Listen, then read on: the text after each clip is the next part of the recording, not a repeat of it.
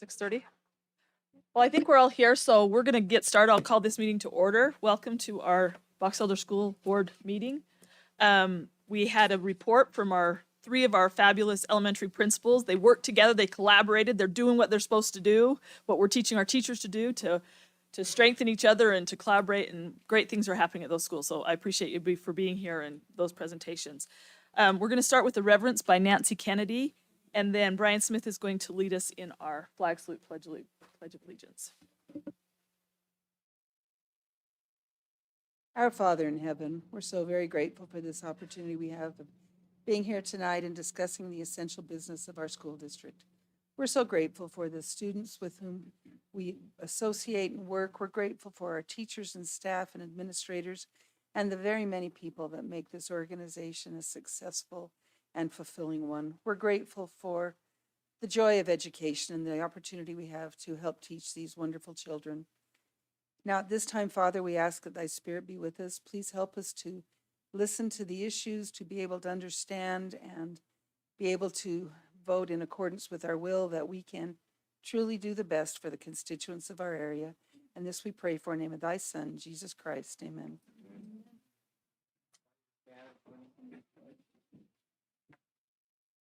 I pledge allegiance to the flag of the United States of America and to the republic for which it stands, one nation, under God, indivisible, with liberty and justice for all. Okay, thank you. I looked down there. Wade, you were down there last time. Wade's right here. Wade has got our recognitions for us. I'm always down there. I know. Confused. Never up here on this side. Anyway, good evening, everyone. We have once again, some wonderful recognitions tonight. Starting with Dwayne Runyon. Is Dwayne here? Okay, that's okay. We're going to recognize Dwayne anyway because he's a great guy. Janice Stark, who is secretary at Bear River Middle School, emailed the Box Elder Board of Education telling us about the positive job that Dwayne is doing as a teacher at Bear River Middle School. This is what Janet wrote. When Canvas was down, all Bear River Middle School administration and building coaches were at a conference. Mr. Runyon stepped up and helped get all of the students back on Canvas. Mr. Runyon is always so willing to help. With that being said, he is also helping the STEM teacher from the high school. We are so lucky to have him as a teacher at Bear River Middle School. And we, as the Box Elder Board of Education, would like to thank Mr. Runyon for his positive efforts in helping the students of Bear River Middle School, as well as other teachers throughout the district. We appreciate his hard work and dedication.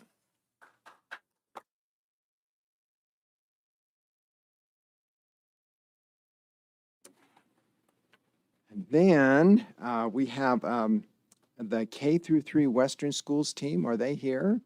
I think they're here, aren't they? Okay, all right, that's great. Principal Melissa Morris. Melissa, I know you're here. I see you. Okay. She emailed us this wonderful email about her K-3 team in the Western schools. This is what Principal Morris said. This team of teachers has worked hard and earned the honor to be recognized for having 3 years of growth and upticks. Woot, woot. All right. I probably don't say that as well as you do, Melissa, but very good. These teachers and paras meet weekly to look at data and find the best strategies to teach their students. At times, a week is too long, and they are talking and meeting to find out what their students need and how to help each and every student. They are a team and help each other out. It is difficult to teach multiple grades at the same time, but they do it and do it well. Let's celebrate their success and hard work. The Box Elder Board of Education would like to express their appreciation for the positive things the K-3 team are doing in our Western schools. Your efforts are noticed and appreciated by the entire board. So thank you so much. Thank you. And I just want to make sure we know everyone's name. So it's Jolene Ritchie, Christine Winward, Valin Kunzler, Samantha Sprout, and Bradley Kelly. Is that correct?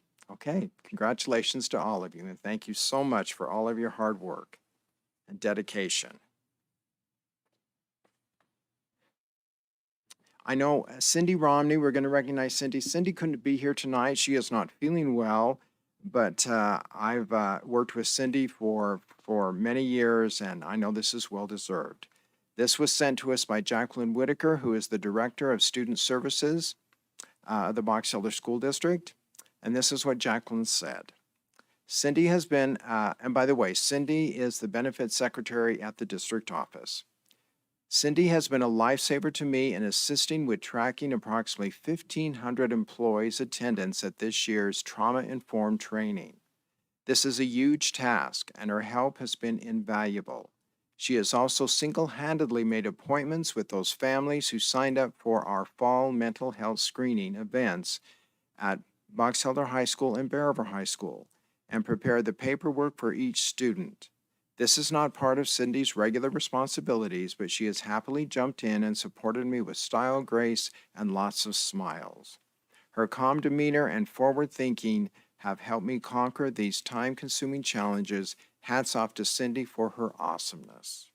And we as the Board of Education would like to thank Cindy for her hard work and dedication on behalf of the students and employees of the Box Elder School District. Her efforts are greatly appreciated. So thank you, Cindy.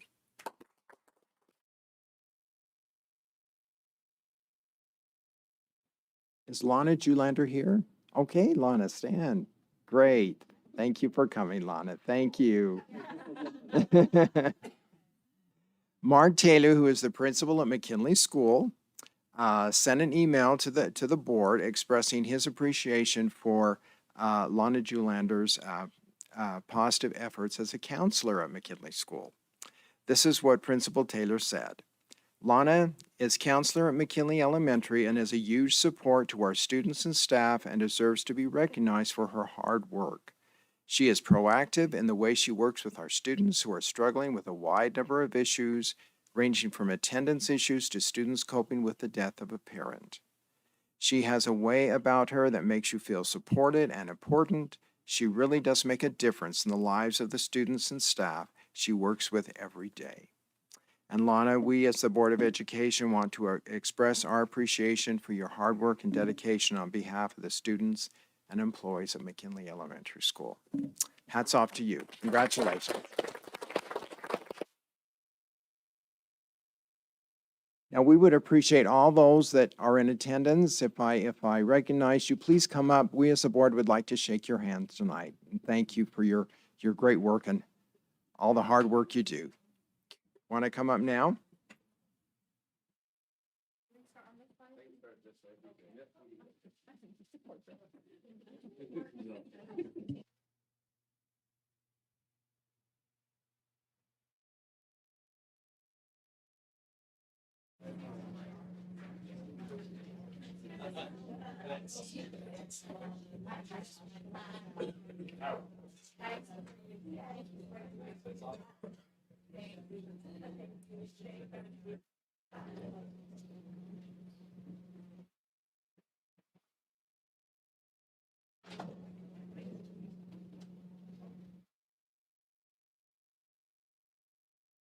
Thank you, Wade, and thank you those that came and were recognized. We really appreciate you making the effort to be here and for all the good things that you're doing.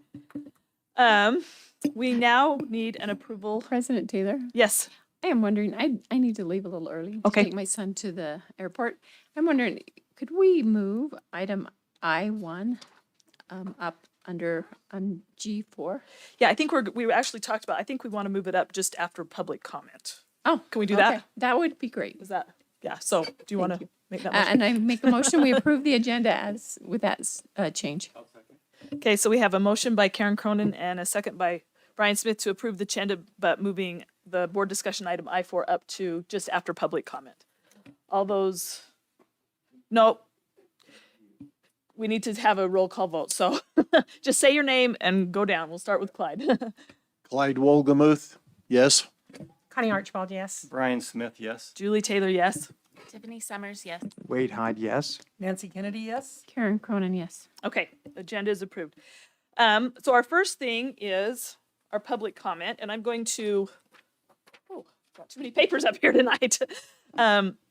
We have several for public comment, so I'm just going to read this statement so we kind of know what we're doing. But the floor is open at this time for any residents of Box Elder County to address the Board of Education on items pertaining to education and or operation of the school district.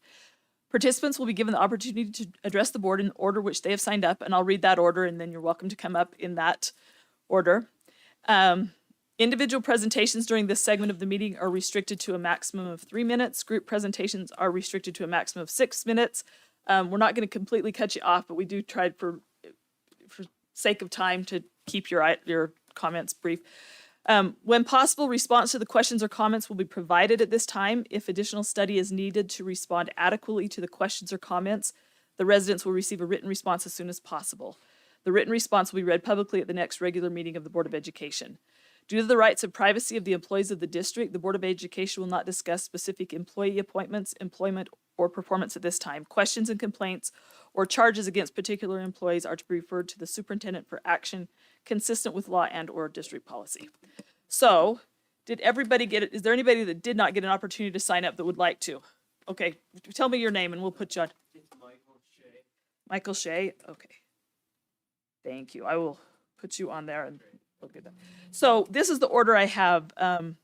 First off, we have Julie Thurgood Johnson, and then we have Thomas and Jody Peterson, Stacy Zillis Nelson, then Stephanie DeFilippis. How do you say that? Sorry. Janine Bill, and then Michael Shea. So we'll go on that. If you just, I'll call you up if you forget. But so we'll start with Julie. Okay, there you go. And if you'll speak in the microphone, I think it's on. That way people can hear you. Okay. Because we're recording this on. Okay. I'm Julie Thurgood Johnson. I'm currently trying to raise money on behalf of Box Elder High School through your foundation for a new sports field that will be all-inclusive for lacrosse, soccer, and football. We are currently the only school in northern Utah who does not have an all-sports field. I am sad that that's the case, but I know there's extenuating circumstances as to why that is true. My hope is that you will all agree to pay for part of the field so I don't have to beg and plead with every business in Box Elder County to do so. Several companies have stepped up. We are doing a Jubilee of Trees this year. I used to run the Jubilee of Trees for IHC for the hospital out in Bear River. They no longer are doing it for that hospital, and it was all given down to Primary Children's. So after that was dissolved and I was no longer on that board, I told the high school that this would be a good opportunity for them, and the foundation also agreed. And so they let me go ahead and go forward with the Jubilee of Trees. As of today, Volcraft and Nucor gave us $10,000 this morning. We have some other donations coming in. We'll probably be making about $20,000, but we've only had about 5 to 6 weeks to put this together. I'm hoping that next year it will be better and that we'll have more money and that it can go towards the sports field, and in future years that it will go across the board for the entire school district to benefit various projects that are needed within the school district. I have a degree in special ed severe from Utah State University. I graduated 4 years ago. I work at Triumph Academy, and I am all about equality and equity within schools. And right now, as it stands, my daughter plays on a soccer field that barely meets code, that is grass. And when she goes to play at other schools that play on turf, the ball shoots across the field, and it is a completely different game. My other daughter plays lacrosse, and my sons all played lacrosse and have since it was sanctioned. and even before. The field that they currently play on is the practice field for the football team. That field is so bad that a lot of teams will not even play them because there are so many injuries on that field, and they need to be playing on the main field. I know there's a lot of discontent of whether or not this field should happen because the football team or whoever is unhappy, then sorry, like there should be equality. And I just received all my tax notices for all the property I owned in Box Elder County. I own 16 acres and I own 6 acres and a house. And both of them, I am paying over $1,000 to Box Elder School District. So I hope my $2,000 in taxes this year goes to something substantial because that's a whole lot of money. Last year I was paying $300 for my land. This year I'm paying $1,300 for my land. And over 75% of it goes to Box Elder School District. Businesses should step up in this county. There are a lot of businesses that can help us out. And I hope you'll be on board to partnership with them and to look to the future so they can benefit your school district. It's a good partnership to have, and it's a good partnership for your foundation to have. But Box Elder High School deserves to have a new sports field so it can be all-inclusive and have equitable playing time and equitable everything for every single person that plays lacrosse, soccer, and football. So my daughter's team doesn't have to rent from Bear River their sports facilities. So we don't have to rent their field house because some of the money I helped them raise this year went to renting field time, went to renting indoor time so they could play on a turf field because they don't have that advantage here. So I'm asking you to please consider to at least give us the same that you've given to Bear River. Thank you. Peterson's.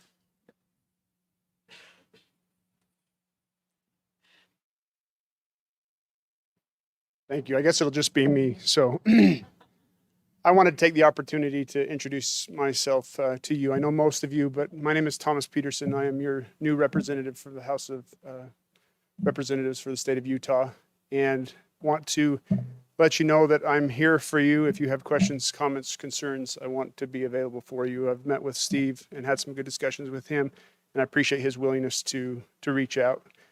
I feel like I know everybody on the school board. I want to thank you for your time.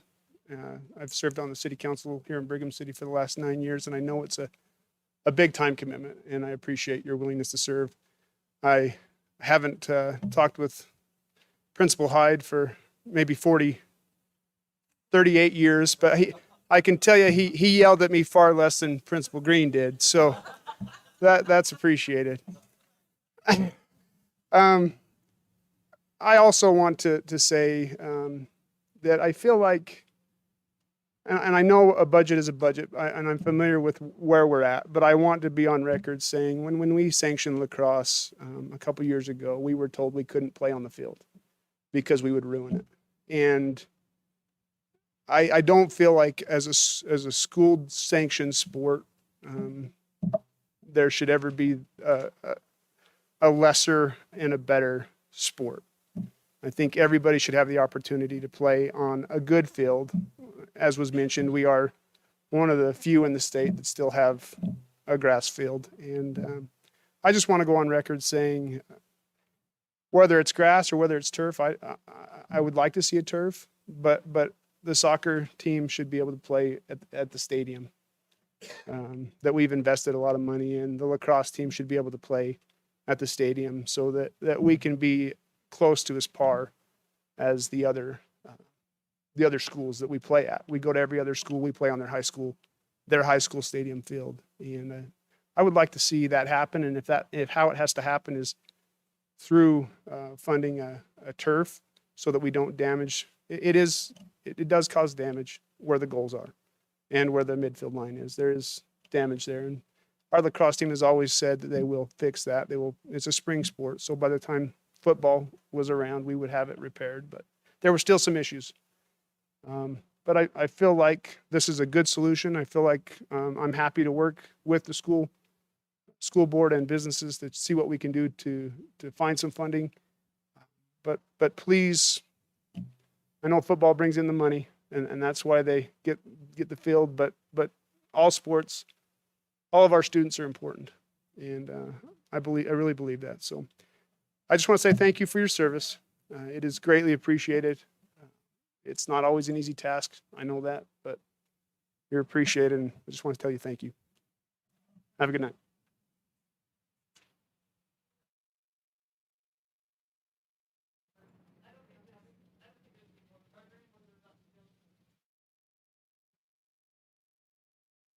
Oh, sorry. Okay, I am Stacy Zillis Nelson. I teach college and career awareness just down the road here at LC Young Intermediate. And I am here to talk about the admin swap that was made, I think, 10 days ago, with regards to the situation at Garland. And I guess they took our vice principal, Vanessa Crane, from us and swapped her with Mark Johnson from Garland Elementary. Vanessa was part-time at our school and part-time at the middle school. And I just want it to be known that we at our school are very upset that we lost Vanessa. She was amazing. I love Clark and Randy, but we needed another part-time admin, and we needed a female admin. We had a void that needed to be filled after we lost Megan Bushnell. This age group of students needs a female admin in the building. We need a female admin to deal with the girl drama at this age, the dress code issues, and just someone that has maybe a little bit more patience than their male counterparts do. Vanessa was amazing. And we're upset that we were only able to keep her for 2 months. And I know that the deal is done and we're not getting her back. It would be awesome if we could get her back. But whatever policy is in place that states that when there's something disruptive at a school, you need to move the admin, please don't turn around and disrupt 2 other schools in the process. She was at our school and she was at the middle school.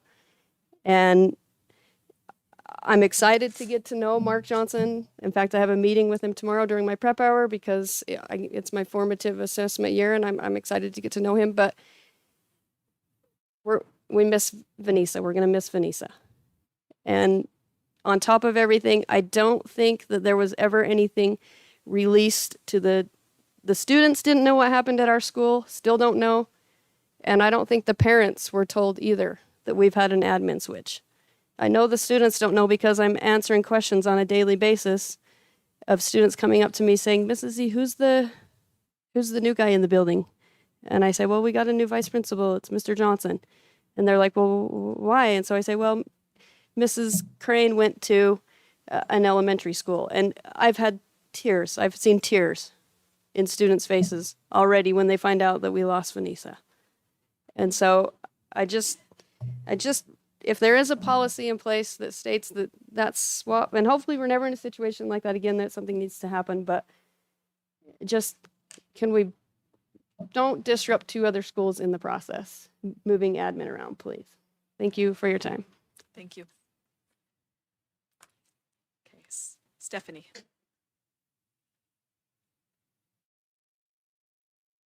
Hi. So I'm part of Garland. And we've had a hard year. And we miss Mr. Johnson. I want you to know you have a really great man. He's really great. He might be hard to read, but he's really great. But we are sad. There's so many people that are sad too about this. And you guys know this. You guys know this. It was really a hard thing. And I'm only talking for myself. But we are grateful for Mrs. Crane too. She has come in and just loves our children. You know, we love her, and she's just, it's been hard for you guys, but you have no idea what she's coming into. It's really been a hard year. I didn't come to even talk about this, so sorry. But it has been really fun to get to know her. So thank you. I know that this was a hard switch, and it's been hard on a lot of people, but she's coming into a school that really needed some TLC. She's just doing really great. So thank you for sharing her, at least, forcibly sharing. I really came to talk about parent-teacher conference. I missed that. your guys' meeting on that one, and I don't know why you switched from 2 to 1 parent-teacher conference, which is fine, whatever, but can we do it in the spring next time? Because the fall, our teachers don't know our students, and the parents don't know that, like, they just don't have much to talk about. So our parent-teacher conference was pretty lame, saying, yep, we know your student now. They do come to class for the first 3 weeks. Good job. I mean, it was not a good parent-teacher conference. So I would just say, can we shift it to the spring when they know our kids? Because then we have more to talk about. That's everything. Okay, thank you.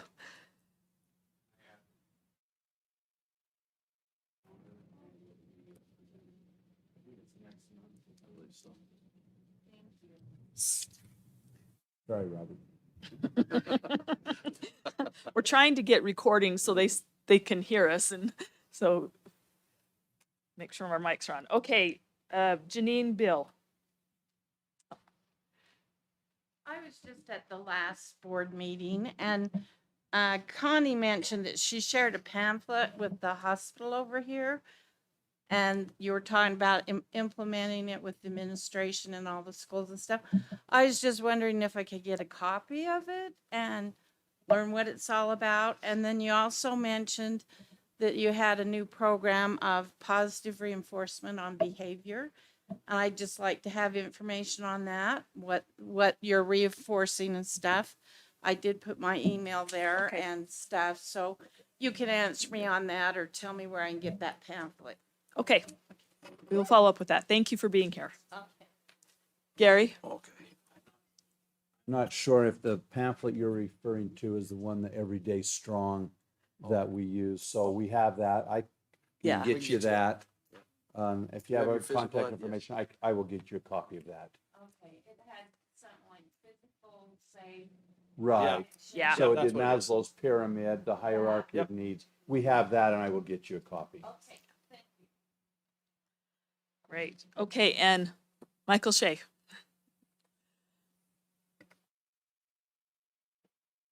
Hi, I'm Mike Shea. I should start by saying that I really appreciate the work that each of you do to support our schools, and I feel like I want to say something positive before I say what I came to say. So, so what I came to say is that, and I didn't know this till recently, that when you built the new elementary school, you put like a $500,000 solar power array on the roof. And I don't know if y'all are aware of the changes the city's made towards the billing, but I did email as many of you as I could, and unfortunately no one cared to respond, so I don't even know if you saw my message.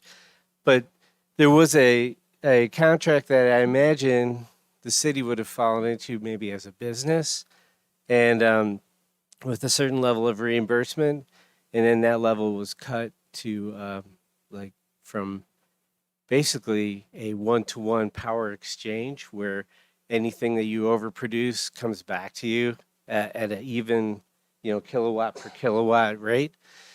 And then it was changed to like, well, we're only gonna give you like 3.13 cents per kilowatt that you send out. So it wasn't even net metering anymore. And now there is an effort with some residential solar owners to try to convince the city to go back and to the original agreement and give us the one-to-one or an equivalent to the one-to-one exchange. And I was just hoping that with that huge, power array, that the school district might be in support of an effort like that, because you think about it, those panels will be up there for 30 or 40 years producing power, and it can either benefit the taxpayers who bought this system by providing a one-to-one exchange for power, or it can be sold off for the current rate is like 4.7 cents per kilowatt hour, and then the city will sell it for whatever the going rate is, depending on what, it's complicated on what tier you're buying at. But the point is that taxpayers bought this big system, and I just hate to see us using it to generate profits for the city power company. rather than, relieving the utility cost on the public here in Brigham City. So, thanks. Sorry, I remember I've read the paper about this, but I honestly don't know if I received an email or anything from you specifically. So I apologize for not responding. But I have been. I know the situation. So thank you for bringing that to our attention. And Okay. Yeah. So hopefully, well, we're hoping for a positive resolution, but I just think that it would make sense for having that big array to Right. to at least opine on it. So, yeah, thank okay. If you could, Thank you. sir, either send an email to steve.carlson. I'm the superintendent, or are you David? You're David, aren't you? David or Dave. I mean, What's your email? Or Dave. They both come to me. Oh, they both get to you? Yes. David.Roberts, and it's at BESD.net. So if you could send the two of us an email, Sure. it would help. Then we can help respond. Thank you. Hey, we thank you for your public comment and thank you for being here. You're welcome to stay to enjoy the rest of the meeting, but you're also welcome to leave if you want to. So we will, those that we'll follow up with you and get the information that we need. So we moved our so we're gonna move our turf field discussion up to right now. So I have Jamie Kent and Jesse Roberts. Are you guys going to do any talking? And then we've got, I know, a representative from the turf company as well. So probably right up here because it's recording. Or Robert's going to give us the stink eye. Got to be able to hear you. I know. Thank you, first of all. As we were coming here tonight, I was thinking about this, and in May, Superintendent Carlson had to present my name to all of you for my position, and I guess all of you said yes, so I appreciate that. I love my job. I love where I'm at. I love Box Elder High School. I love our athletic program. I love working with Jamie, and it's awesome. So from the bottom of my heart, thank you. We're in a little bit of a situation as some of the public comment has come about. We have two needs at our school. Let me say first, I feel like we have great facilities. Are they the best in the state? No. But we do with what we got, and we've been very successful. Our football team this year did great. Other sports have been doing great also. So that being said, I feel like there's two things specifically that can help kind of boost us to the next level. Let me just kind of give you a glimpse of what I am dealing with right now as the athletic director. I currently am scheduling our gyms, our big gym and our small gym, for December, January, and February. I have to schedule, I'm talking loud, Robert. Jesse, you can't be heard forever unless you're talking the mic. I don't want to. Okay. In that scheduling, I'm scheduling 11 teams to use those two gyms. 5 of those 11 teams are in season right now and need them regularly. So if you look at my calendar, those two gyms are used starting at some days 5:30 in the morning, but usually 6 in the morning until school starts until 9:30 at night. Some of those 11 teams aren't getting any time in those gyms. That's a little bit of a hard situation. Now, some of the 11 teams are spring sports. I get that. But if they do nothing all winter, they're behind everybody else that is doing something. The other thing that's very concerning to me, and I've talked to Brigham City's emergency director. She's also a sports medicine doctor. There's tons of injuries that in those spring sports that take place when we start spending lots of times in a gym, not on a turf type grass or things like that. We have had plenty of injuries dealing with shin splints, broken hands, trying to play lacrosse on a wood floor in the gym. It's not a good situation. So that being said, a field house is still a huge priority for us. I know Jamie and I have been here with others before in the past. That priority hasn't changed. We just feel like it's very difficult for us to just go out and raise money, and I understand the cost and things like that. So priority-wise, that hasn't changed. The other part of this process, has been discussed in the public comment, is a turf field. That does open up possibilities for other sports to allow to play different times of day. We can move them to the stadium and things like that. Scheduling becomes a little easier. The grass is hard to take care of when it's getting beat up all of the time. This spring, we're going to try to do something different, and we're going to try to have boys and girls lacrosse play all of their region games in the stadium. I do anticipate it beating the heck out of our field. It will, but we're going to try to have all of their region games in the football stadium or the stadium. I hate to say football because we're trying to expand that, and just see how it goes. Hopefully, it's not too hard on it, and so by the time we get to fall, it's ready to go for the football season and things like that. It's hard. So those two things, in my opinion, could help us kind of move to the next level, but also hopefully prevent injuries and allow our athletes better training facilities and things like that. Another situation that we just kind of had to succumb and compromise, like our drill team is practicing one night a week at the new Golden Spike Elementary, which is awesome, but it's a concrete type elementary gym. You practice dance on concrete. That's not a good situation. We're dealing with it again, and our coach is amazing. She's not complaining, but it's just not great, if you will. I feel like these two things can take our school from good to great in the athletic spectrum, and that's kind of what we're going for. Jamie was kind of going to add a little bit. I'm just going to summarize. We appreciate all you guys do for us, and we know you have a tough decision with budgets because I do it at my school, and it's hard. We just want you to let you know that the field house is still a priority that we do need, but we are in a position where we have some donors, and so we're asking for your permission to move forward on getting some money for a turf field.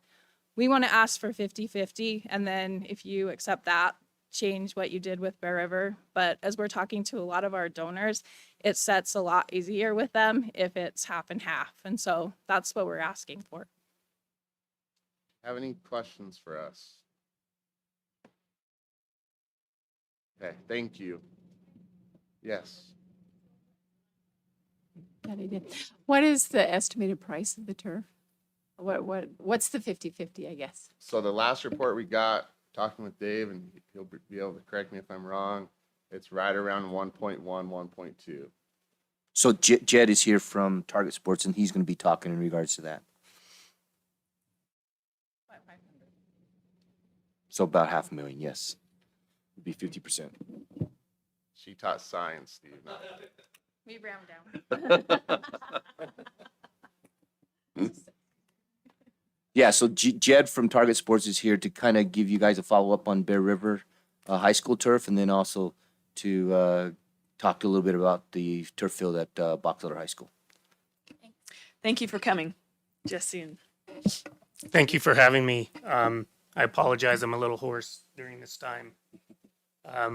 With the weather changing, my allergies act up, and thank you for moving us up because I too have to catch a plane here tonight. So, turf versus grass, I'm going to try to keep this as independent as possible. I know you have a lot of questions, and we can have further meetings to answer those questions for you. But a lot of the information has actually been talked about, and it's a good debate.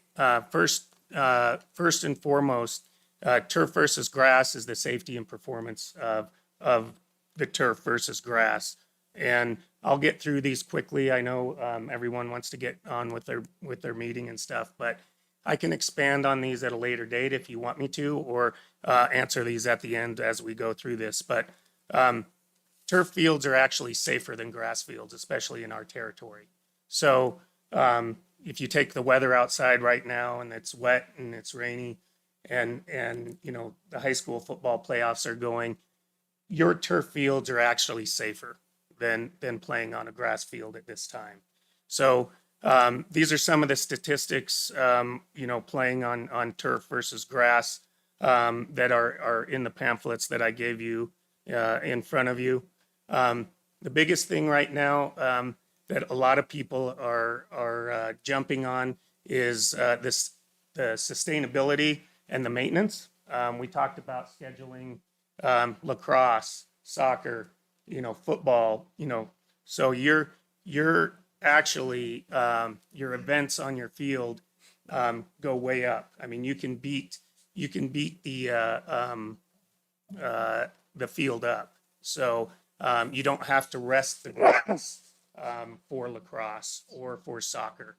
And I will say lacrosse is probably the hardest on any surface, grass or turf, because of the goal crease areas. So another big factor in Utah that's going on right now is water, right? You're going to save about 1.5 million to 2 million gallons of water watering your grass field, which you don't have to do obviously on a turf field.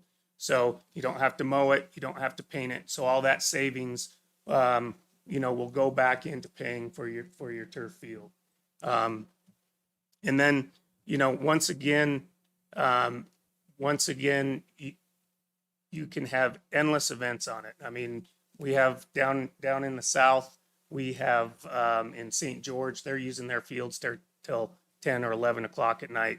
Obviously, the weather permits that. So, you can use and abuse those types of turf fields. So, we're trusted. We're found, as you all know, we're in the NFL.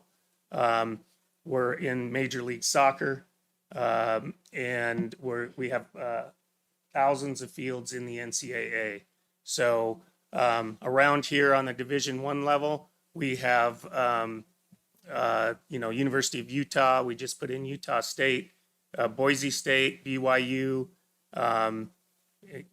We've got several fields at University of Utah, and obviously we put a field in for you at Bear River. Sorry. We've also done tracks for you as well, and we're very appreciative and thank you for that, for the business. So, to wrap this up, I'll open it up for any questions. We are on the Utah State contract. We're a full design builder. We work with DWA here in the north. So they're a great partner of ours, and we've done some designs at the end. But again, the sustainability and the amount of events that you can have on those fields is really going to pay off. Your first, as you may have found out at Bear River, I mean, it's to put it in, it is about 1.2 million. Your return on investment is the next time you actually replace the carpet. That's really when you're going to start making your money back on that. Some school districts pay for water, some don't. I don't know what your water bills are, but again, the savings of water is immense on these grass fields, and then the safety factor of your kids are going to be playing on a safer field than they are on a grass field is very important as well. So I'll open it up to any questions. Again, apologize for the hoarse voice, but I can answer questions now, or we can schedule something later. Does anybody have questions? So Nancy? I have a question, time frame. How long to prep it, to rip out the old, prep it, put in the new? I know Bear River, you only got to play like a game or so the first year. So what's? Bear River was late. I mean, we made the decision to do it late, right? When did you start? Oh, I would have to think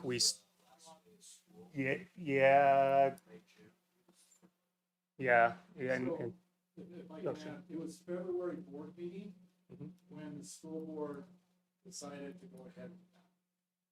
And that's when we started the whole process. But we have to wait until track is finished and have spring sport. Yep. Yep. But we also had a problem because COVID.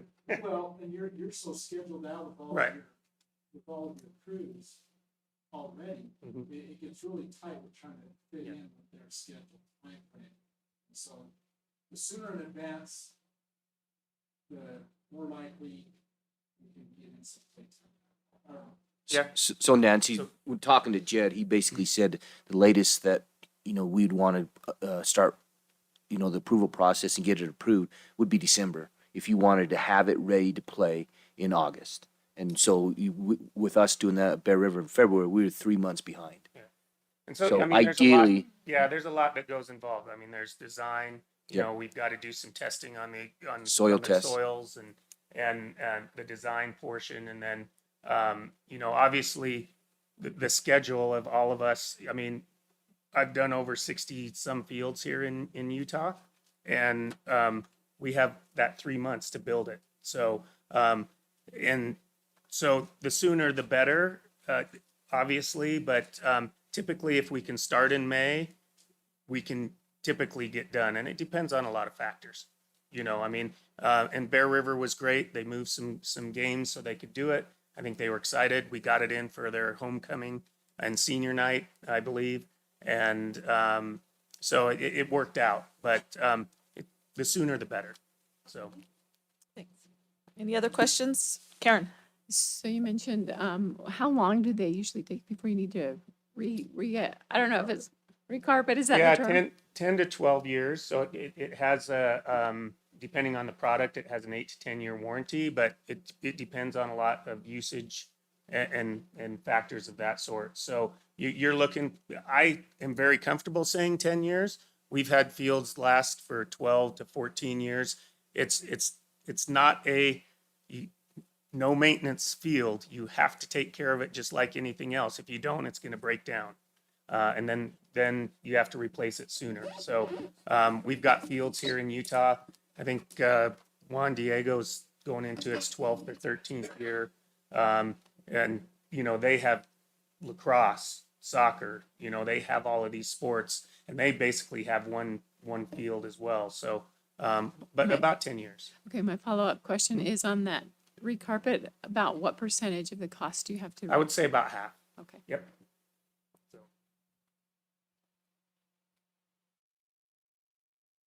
So Dave, have we looked at the cost? Is it a wash and grass as far as money?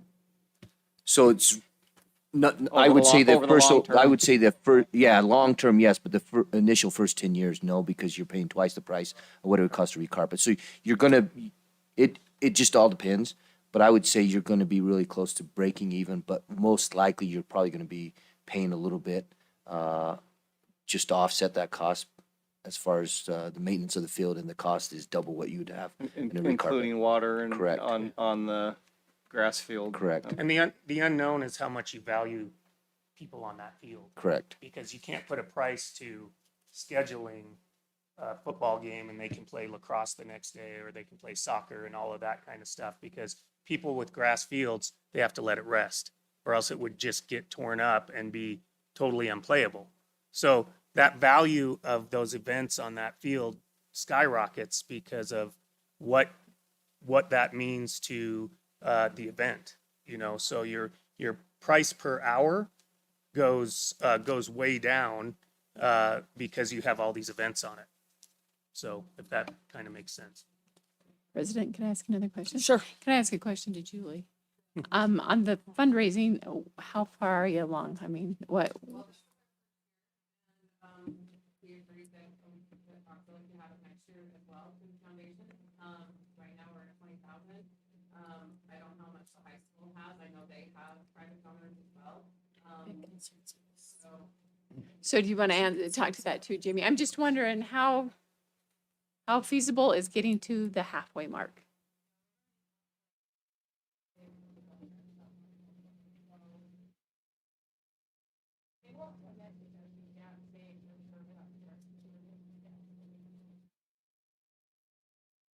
They were waiting until this morning.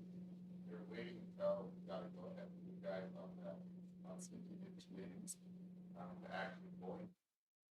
And then we talked to them. They felt like between the two of them, we talked to, they could do 50 a year, they could get others involved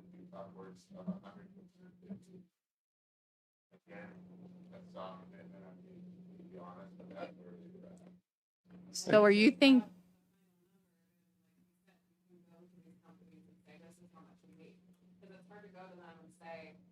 We need a bill that's gonna cost maybe 1.2 million and we're not sure how much we're going to get. Right. I'm just going to ask Jamie. So do you think that that is doable to reach the 50% mark? And the one thing that we do offer, some school districts will say yes, some can't because of statutes. But we do offer a financing package through the school district. So you would sign the note, it would be with the school district, but if they wanted to go raise the money and pay that note down, that's something that we can look at, to get you into the field. Now, again, some districts don't allow that, but you guys may, and that's something that you guys can discuss. So. Go ahead. So it's my understanding this isn't as an action? No, this is a discussion Yeah, item. so if we, there's no decision to be made. no decision to be made. We'd Okay, have to I just move wanna it. If we want to move forward, we have to put it as an action item on December's board meeting, but this is a discussion item. So if there are other concerns or questions, this would be a good time to, yes, please. So am I getting this right with the foundation? I guess I don't understand as well as I should how the foundation works. Is all of the foundation's fundraising money going to this?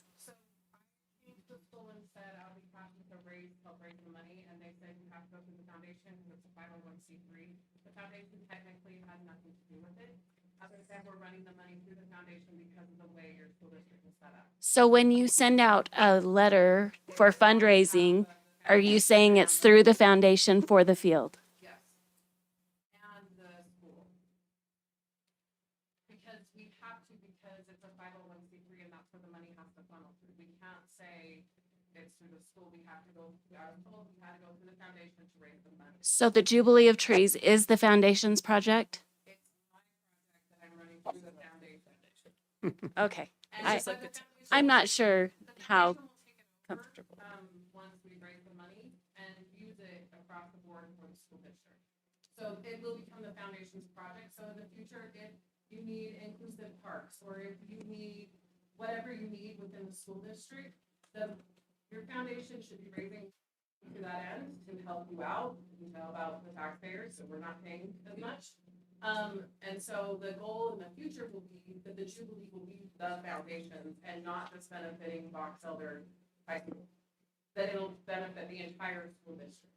It's just that this year, this was my idea, my fundraiser, and they said we have to go through the foundation. And so the foundation helped me, and I said, then I'll turn over the Jubilee to you once we have the money for the field, and then you can raise it, use that money as the businesses or whatever you need for future projects. So if you as a board have a project that needs to happen, that the foundation can help fund that.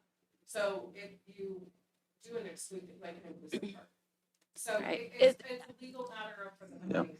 I think we probably need to have a discussion so that we all understand where the foundation stands in all of this. But thank you for that. Well, Thanks. both for this project and for the Bear River High School, the foundation is a flow-through. And the Bear Okay. River High School money is coming from all of those companies up there. And it's flowing through the foundation because that's the tax entity that. That's how the companies can write it off as a tax donation, is by going through a 501c. They cannot write it off as a tax exempt without going through a 501c3 company. But the foundation doesn't go to the companies and say we're raising money for this. It's just a flow-through. So Tiffany, so when I was PTA president at Discovery, we had to buy our own playground equipment. They've changed all of that.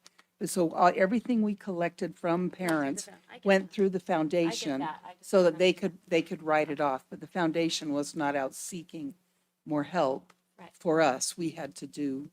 And we've been clear when we go to the corporations, the high school and that it is, the money goes through the foundations, they get a tax write-off, but it is to benefit the high school. And I'm the one asking for money, or Jamie is, not the foundation. Okay. Thank you. That helps clarify. Thank you. Go ahead.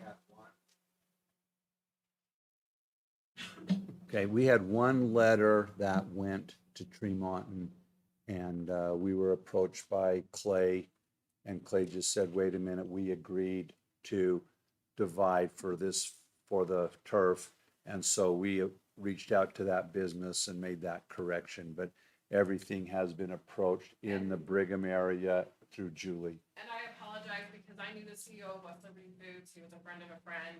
And so it was just a miscommunication. Yeah. And so it was totally, I apologized. I didn't know the manager. I knew the CEOs. Anyway, from formerly being on the board in Tremont and with the hospital, I had a lot of connections that way. I didn't understand that Bear River already had those commitments and connections. So once that was established, then I just went through Box Elders connections, and I have other connections I can work through this way.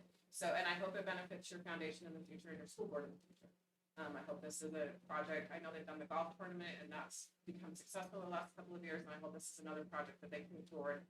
On average, I made $75,000 a year for the hospital, and that was at one of the last few years.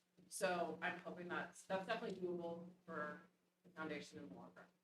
Thank you. Connie, did you have? I do. It was my understanding that Bear River was told that fundraising was not a way of which they could obtain the money, that it was through donations and not fundraising. Now that's my understanding. This board made a decision that after, I don't know, an hour-long discussion, quite brutal actually, that the percentage would be, actually, it was first said that it would be 70-30, actually, if you can just imagine that. And then there was a kindness put forth, and it was decided that we would, again, go with 60-40. And so Bear River, those donors that were actually on their phones at the time because we weren't meeting, it was during COVID. And so we went ahead and those business owners who are amazing went ahead and supported us. And in fact, I think that the money is very close to being collected in full, even at the 60-40. It's extremely close. So I guess what I'm trying to say is it's really important that we be consistent and that we be fair. And if this board decided 60-40, Bear River would be thrilled with a 50-50 because, wow, what an opportunity that would be to be treated at 50-50. But no, it was at one time 70-30. And then, of course, through kindness, we were given the option of 60-40. But I think that we need to treat these fields exactly the same. And I need to make it a personal record that I hope and would love to see Box Elder High School get a turf field. I would love it. I don't just wear a hat for the North. I wear both hats, and I represent both schools. And I just think that we need to be consistent and treat both the same. Nancy. And I would like to agree with Connie as this has been presented. Yes, 50 is a round number, but we did ask Bear River to do 60%, and they have been working towards that. And I don't think we can say, well, we'll give you guys a pass. I think we need to hold everybody to the same level. Sure.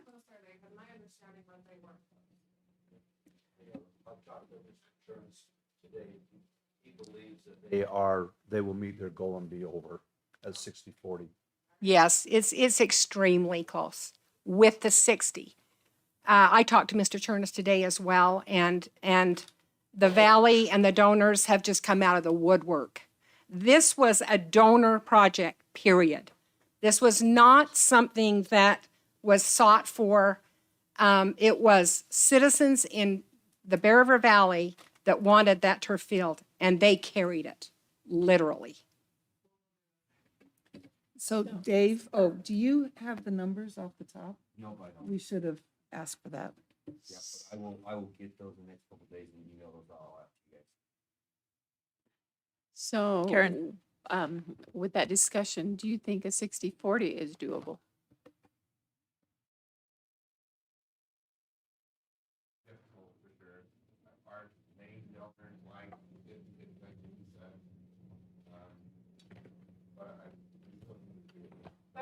was their bill? Because the bill costs more now, right? Like, aren't we inflation? It was Like, about 850,000. so we're talking- Is, so it came out at the 8, yeah, so it has gone up. No, I will say on that too, is that there was some donation, like we gave David just a budget number. That Bear River had some donation in kind with Yeah. rock and all that. That's, I don't know what the final price ended up being.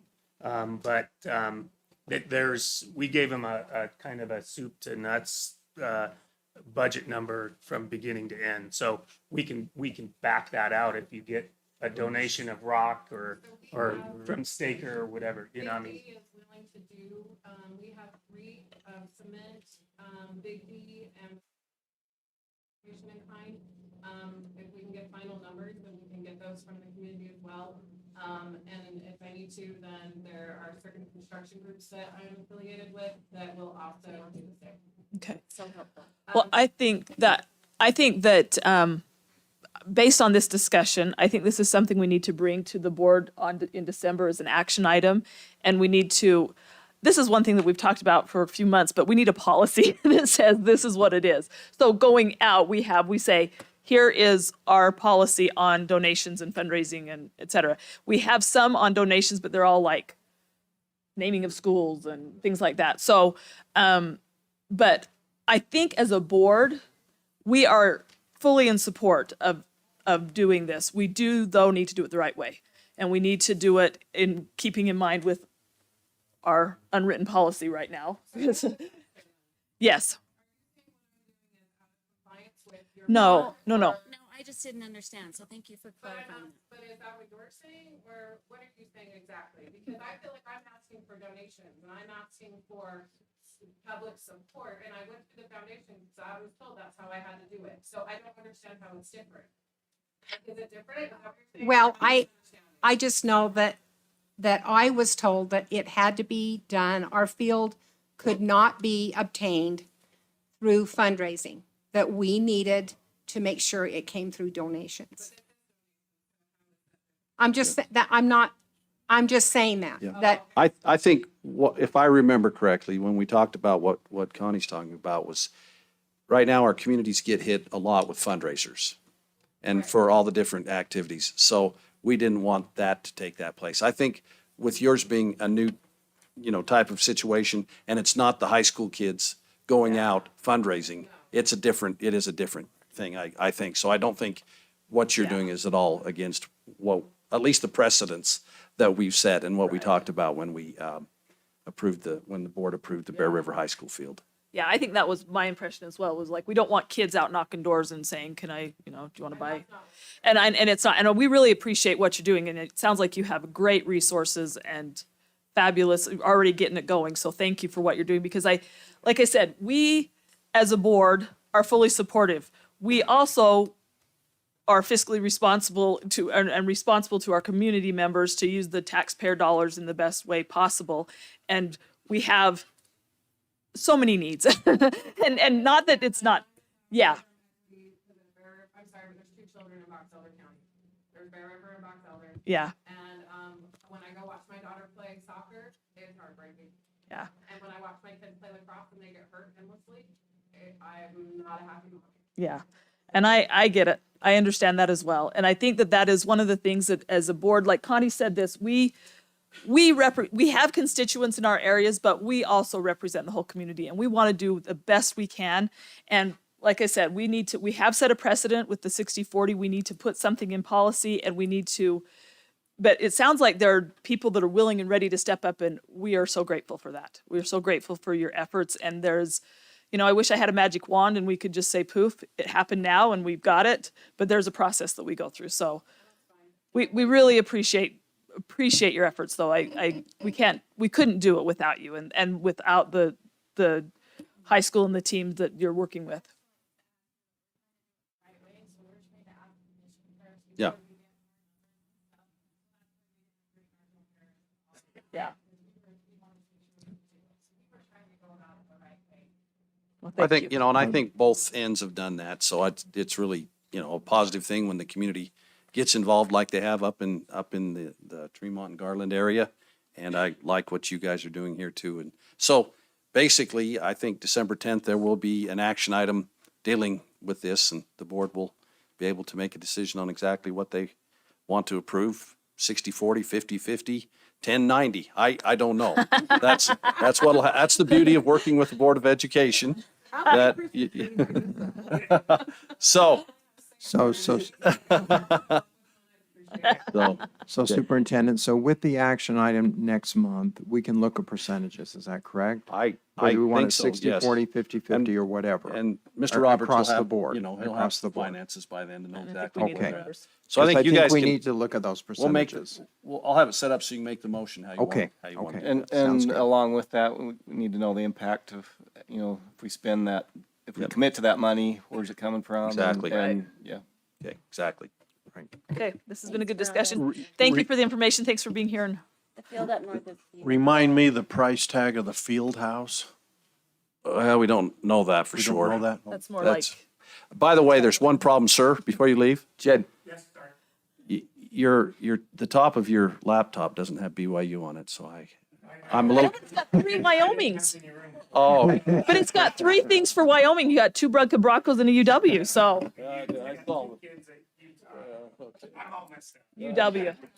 hey, President, I would just like to thank Jed for coming. Jed had to change his flight to be able to make it tonight, so I want to publicly just thank him for making his Yes. effort to come. Thank you for being here. Okay.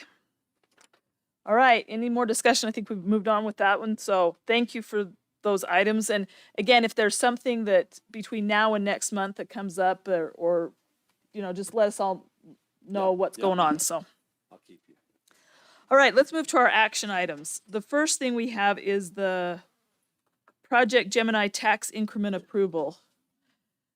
And Dave, do you want to talk about that? We met as an increment financing committee a couple of times, so.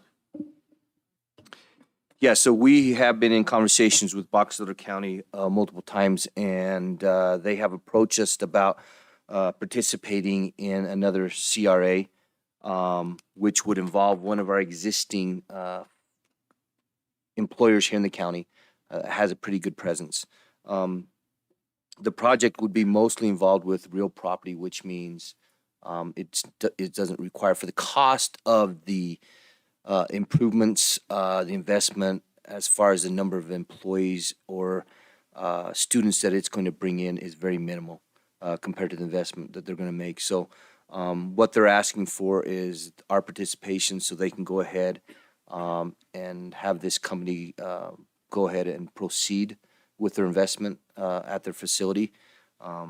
In our last meeting that we had, we nailed down to where we felt like we could recommend a 15-year participation length, the first 5 years at 90%, and the next 10 years would follow within 70 to 75. I think the slide would be if the company chooses to make more of an investment than the minimal amount. The minimal amount is 400 million, but they have listed that investment amount from 400 million to 900 million that they could possibly participate and invest in. And so that slide between 70 and 75, I believe, would be if they invest more than the base amount of 400 million. And have we got, did we hear back since that meeting from the company about like, yeah, why don't you come up here? I'm like, I'm just like, I thought I saw you walk in. I'm like, I don't know where we are. Yeah.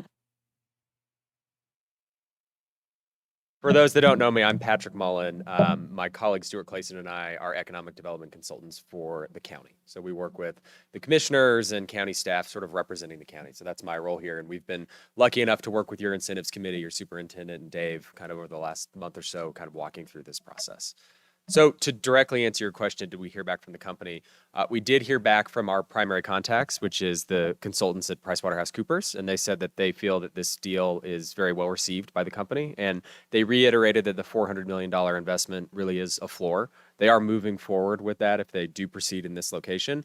The reason it's such a large delta, and I think you're probably asking yourself, well, 400 and 900, what goes into such a huge piece? It's really about sort of doubling down on some of the personal property and equipment that would go into the second phase. And just given where the overall economy is, I think the company is a little bit sheepish to commit to a number that large, but I think it was very thoughtful by this incentives committee and your staff to sort of look at the negotiation, because the original proposal that the company brought was there's an existing project area that was put in place a number of years ago for the footprint that they already have.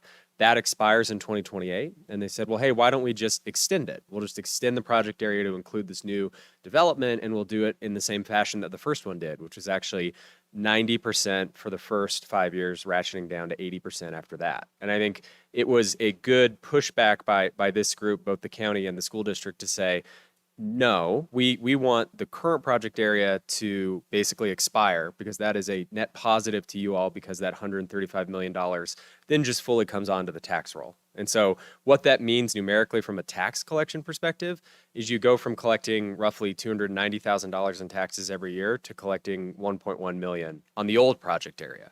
Now, the decision on this new project area, the $400 to $900 million, the company is fairly serious about competing for that side process, and they're looking at other incentives in other places. But I think what we've heard, and I can't quote anyone from the company and saying it's a definitive yes, but they don't want to leave. They want to do this development here. And I do know Commissioner Summers wanted to be here, but he had a family issue come up at the last minute. I do know I speak for him in saying that the county is pretty regularly saying no to a lot of folks when they ask for incentives like this. Like, this is not kind of good economic practice in a county like Box Elder. You guys have a thriving economy. But this is a very extraordinary case. And so I think what we have heard from the company is, hey, this deal seems like we'll go for it. It seems like it's a step in the direction of they can all but commit to coming for it. And I think it was asked kind of point blank in the last meeting, hey, if we vote on this, we don't want to be left with egg on our face, because this is asking you to sort of take a big leap as well. And what we've heard is that won't be a scenario that happens. So sorry, that was a long-winded answer, but. Are there any other questions from the board? Karen? I was just gonna Oh, make a comment. okay. Serving on that committee, we did go over the new policy that we put in place a couple years ago. And because this company already has some involvement and they had a precedent, they were expecting that. And through Patrick and Sean? Stewart, they helped us negotiate. So we're moving toward it. That's why we set the 15-year limit. We're moving toward getting to that fully into the new policy, but I think that this was a good meeting place. And the other point that I know that the committee, Dave and Superintendent Julie and I talked about, is this is a minimal impact of new employees. And so it should be minimal impact of new students in the schools. And I think those were some of our concerns. I just wanted to kind of express what the committee had gone through with that. We really did want to see that we could follow that policy as much as possible and try and have as negative impact on new student growth as possible. Yeah. Are there any other questions? I'll make a motion. Okay. I'll make a motion that we participate in the CRA for the Project Gemini. I'll second. So we have a motion by Connie Archibald and a second by Karen Cronin that we participate in the Project Gemini increment approval. Dave, do you feel like we need to have the Specifics? I think we do. Okay. So based on the, I could read that. will you read it, please? Okay, to just continue with what Connie said, for the first 5 years, it would be at 90%. The following 10 years at 70 to 75%, and that's going to depend on that 400 to 900, right? Mhm. That's what, and that would be for 15 years. Yes. Okay. So that's the motion we're all voting on. Yes, total for of 15 years, Yeah. total. 5 and 10, yep, 5 at the 5 and 90 10. and then 10 at the 70, Yeah. 75, depending on the. the size of the project. It was discussed, just to clarify, it was discussed because 400 million at the floor being the 70%. Yes. I think we went in $250 million increments, which it's kind of absurd to talk about it in those levels. But Yeah. if they went to 650 million, you'd move from 70 to 75. If they went to 900 million, was it not discussed going to 80 at that point to mirror the other deal? If they were really going to more than double their investment, I think the thought was saying we could do what they proposed. Or is it 75 and no more? I think either is fine. I just want to clarify because I think that may be the expectation we set with the consultants.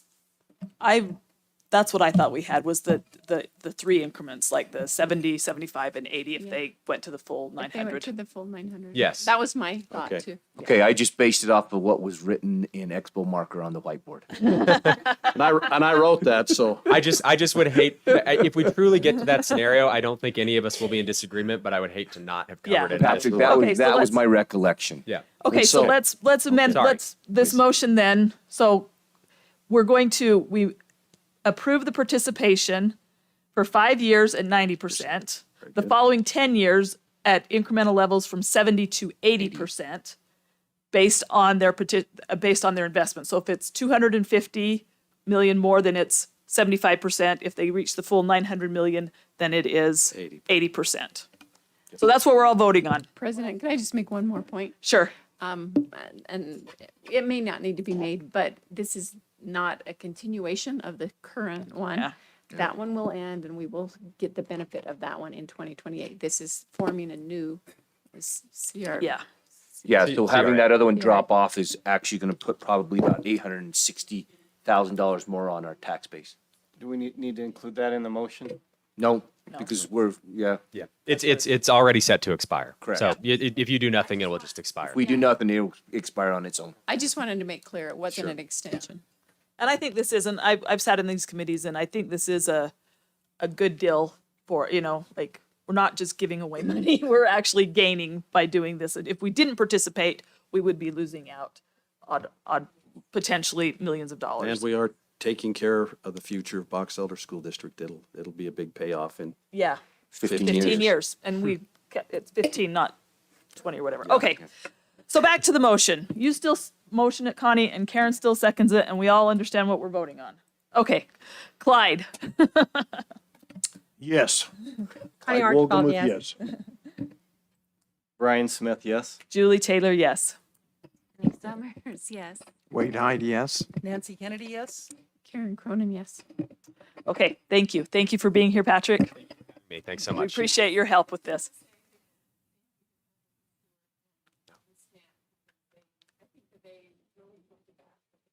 Yeah, they Well, really thank you. did. So thank you very much. You guys were great to work with. So sorry, I'm not as Thanks. exciting as turf on field. Yeah. But tax I increment don't might know. pay for some of this. We don't know. Would they like to pay for Yeah, a that's turf? how we can, maybe that's thank how we you. can pay for it. So thank you. Okay, I am on the wrong meeting. Oh, I printed out. Oh, I printed this out this afternoon. Is it already outdated? Oh, sorry. I thought I was being all ahead of things and I printed it out and okay, sorry. That's all right. We need to approve exemption of community council at Sunrise High School. So, Gary? 3 years ago, we made a proposal for Sunrise because they have such a come and go population. Jerry wrote a letter to you that I think you were able to read, but it just said how hard it is to keep students enrolled and parents interested in serving. So I would recommend that we accept the proposal to give them an exemption. That what that exemption means is that they will not have a community council, but they still qualify to receive funding for the good faith and efforts that he has made to try and have a council. I will, how do I say this? I make a motion that we approve that request. I'll second that. Okay, so we have a motion by Karen and a second by Nancy Kennedy to approve the exemption for the community council at Sunrise High School. If we just start at Clyde and everybody says yes, you've got us in the right order, don't you have, Dave? Okay. Clyde Wohlgemuth, yes. Connie Archibald, yes. Brian Smith, yes. Julie Taylor, yes. Tiffany Summers, yes. Wade Hyde, yes. Nancy Kennedy, yes? Karen Cronin, yes. Okay, that motion passes. Now we need Heidi Jo, approval of the Golden Spike School Land Trust Plan.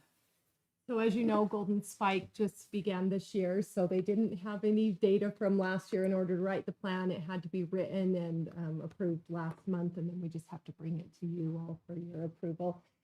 Because of the fact that there's not previous data for them to use, they're starting off of their BOY data and setting a goal to improve by 3% by the end of the year. Pretty standard. Explain what BOY is. Beginning of the year Thank you. Acadians data, yeah, and it looks like, you know, they set a goal for each grade level to ensure that they're increasing by the end of the year.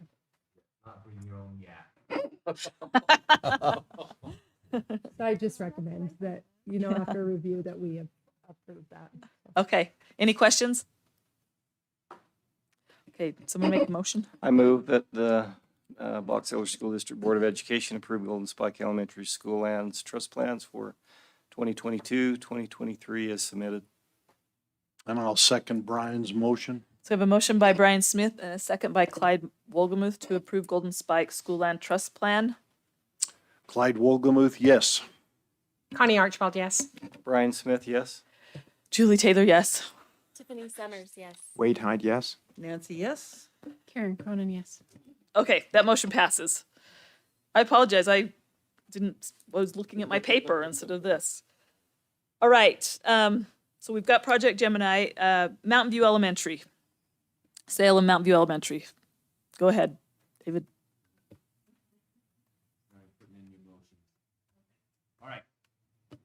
So this motion is basically to allow us to start negotiations with Brigham City. We did meet with them this afternoon and let them know of our intent to have them with the first right of refusal. They are planning on going back to their city council to do a resolution. But we just need the motion to allow designees as assigned to start those negotiations with Brigham City as we go down that road. Make a motion that we, that the board allow the designees, which I think was talked in our previous meeting as the superintendent and Dave and Connie and Nancy, to negotiate with Brigham City. And wait, oh, I'm sorry, wait, I didn't. To negotiate with Brigham City the sale of Mountain View Elementary as first right of refusal, as we have already made it surplus property for the Box Elder School District. I'll second. So we have a motion by Karen Cronin and a second by Brian Smith to allow the designees of Box Elder School District to negotiate with Brigham City and on the sale of Mountain View Elementary. Clyde Wolgamuth, yes. Connie Archibald, yes. Brian Smith, yes. Julie, yes. Tiffany, yes. Nancy, yes. Karen Cronin, yes. Okay, so that motion passes. We'll be anxious to see how that goes. I was very pleased with the appraisal and hopefully we can I work with did, them. we may want, because in that negotiations, there was an appraised number. Yep. But then there's also a simple fact that you don't always get offered the appraised number, and we probably need to know what the board's willing to negotiate. And so that's why Correct. I have closed session for the Oh. sale or lease of real property. So And that's so, our next thing. yeah, so if you want to, we did talk about that in the work session. And if we, I remember vaguely a number, but I don't think we really tied it down. And we can go into the closed session and give Dave and I and the other three board members that number that you're willing to negotiate to. I'll move we go into closed session to I discuss second. real property. I second that. So we have a motion to move into a closed session to discuss real property by Nancy and a second by Wade. Clyde, yes. Connie Archibald, yes. Brian, yes. Julie, yes. Tiffany, yes. Wade, yes. Nancy, yes. Karen, yes. Okay, we will move into closed session. It would be my recommendation if we go into the east room, because of all this electronics, it'd be hard to turn everything off. Yeah. So if we went into the east room where we had our work sessions before, I think that would be the best. Okay. Normally, when this would happen, Carrie and I would talk with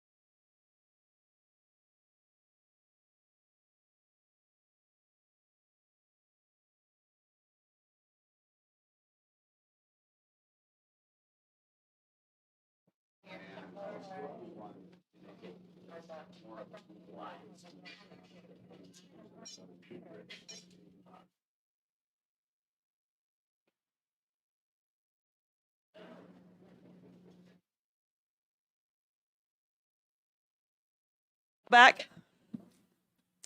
All right, we are moved out of closed session. We took that vote, so we're going to move on to our information items. And our foundation people have been so patient and waiting. So thank you for being here and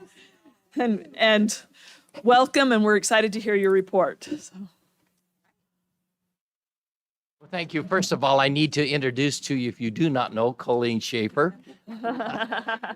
She is the president-elect of the board, and so that's why she is here making the presentation. Well, I get to do the fun part. The board is doing very, very well. We have a very active board of directors, and they are doing some marvelous things.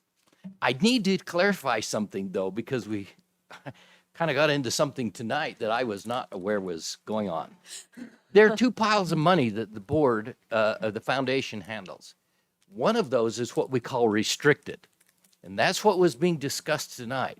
There are fundraisings and so on that are going on that simply is nothing more than a tax revenue or a tax process to be able to do it. The foundation does not have anything to do with that, including this current project, and so we want to make that clear.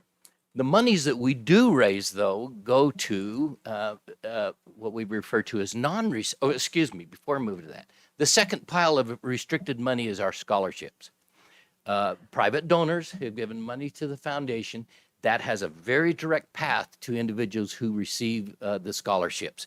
We have a total of 37 this year that we are administering for private donations. We then score those, and then the board then passes those on based on the donors' criteria to the students who qualify. That's really where our fundraisers go to and so on the money. Well, we have some goals that money that we raise through our golf tournaments, et cetera, goes to, and Colleen is going to tell you about those. I'm just going to do it super fast so you aren't here all night. But we've identified as a board 5 different goals that we're going to work, that we are working towards. The first being that we want to support fine arts, clinics and workshops and fine arts in our school.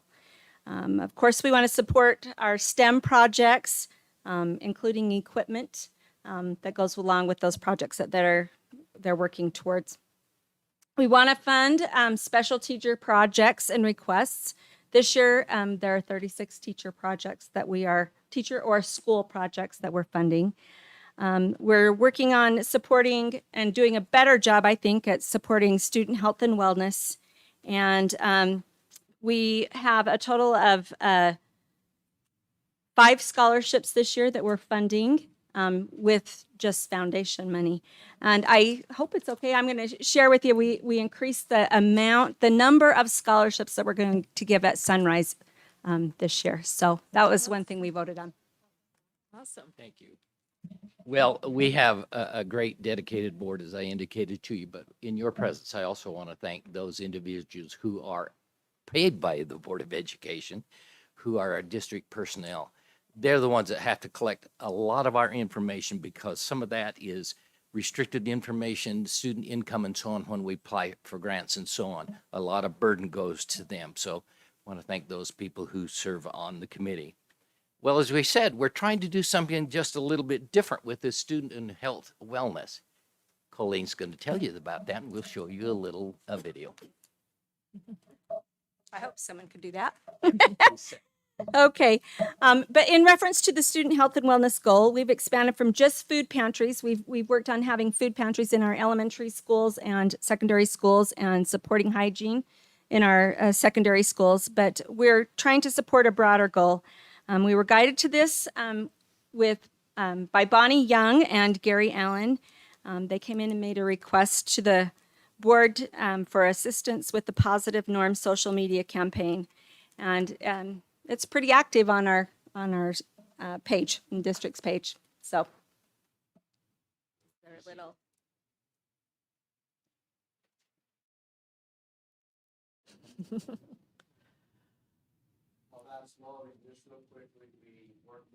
Company out of Logan. They're called Duo. They did this for us, so I'll let you watch it and then.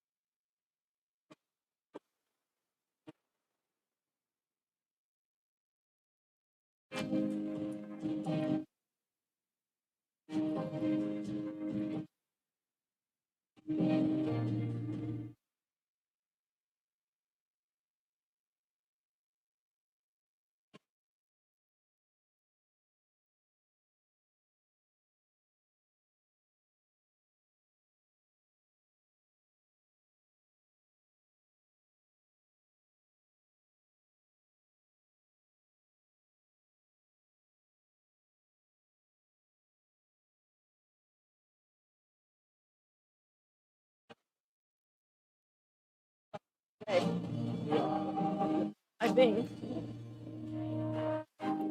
That's our weekly affirmation.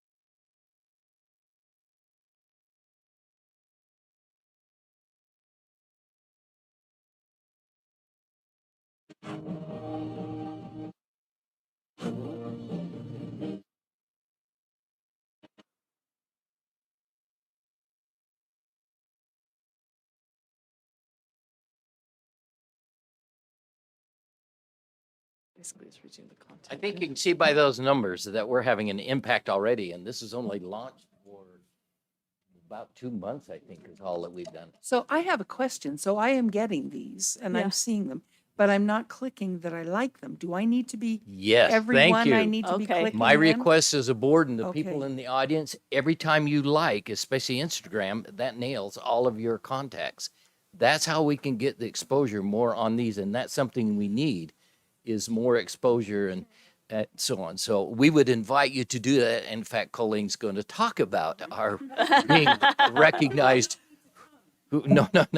That's, So- yes, please. If you like it, that then goes to your contacts. Is that on Instagram. the It's on the Instagram, on the Facebook. And Box Elder School District? yes, that is Okay. correct. So, I saw one of those today, so I was like, oh, yeah, okay, thank you. now I get it. And then share it, right? then share it, The more okay. you share, Okay.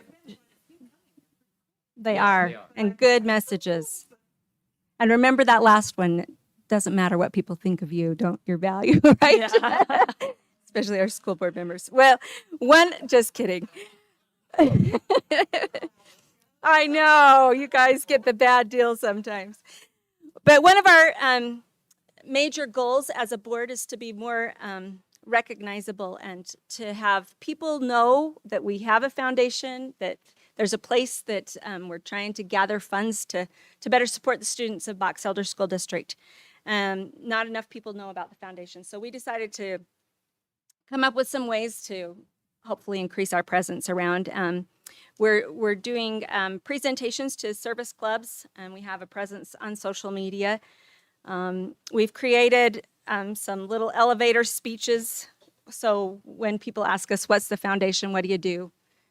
We know what we can say. And we invite you guys, just like we said, to share and repost and do what you can to help spread the word so that we can get more money for our kids. Thank you. So can you questions do you have email for us? Colleen? I was going to say, can you email us the elevator speeches so that we can have an idea what to say Yes, we to? can. Yes. We can email you that. I'll get that Or to Marcy you. can email you that. Yeah. We can. You have think it? she has Okay. it. If you'll do that, then you'll have a copy. So That'd be great. thanks. Any Thanks. questions for Colleen? Thank Can you for I- being here. I'd like to make a comment, a couple, actually. In the last 3 years, maybe 4 years, Preston has taken over as the president, and our foundation's direction, Gary's become the executive director. The direction of our foundation has really gone upwards. It's It's been outstanding. I'm excited, that Colleen's agreed to, be on our board, but then also be the president-elect. Gary's the executive director, where Preston has been the president. Allison Williams from the district office is the assistant executive director. Marcy is the secretary for the board foundation and just does a great job. Clyde currently is the board representative, and we have such a good group of people. It's just been really exciting, and the enthusiasm they bring to our meetings and the willingness to go out and talk to people. And one thing I hate to do is just ask for money. They go out and ask for money, and they support all these projects. They're really good at it. And so I just think that our foundation is a gem that we just haven't shown enough to the world. And it's growing, and it's going to get better and better and better. And it's to help kids with projects and things that probably we just don't have enough money in our budget to help those kids do that. So thank you guys for spending your night here. So.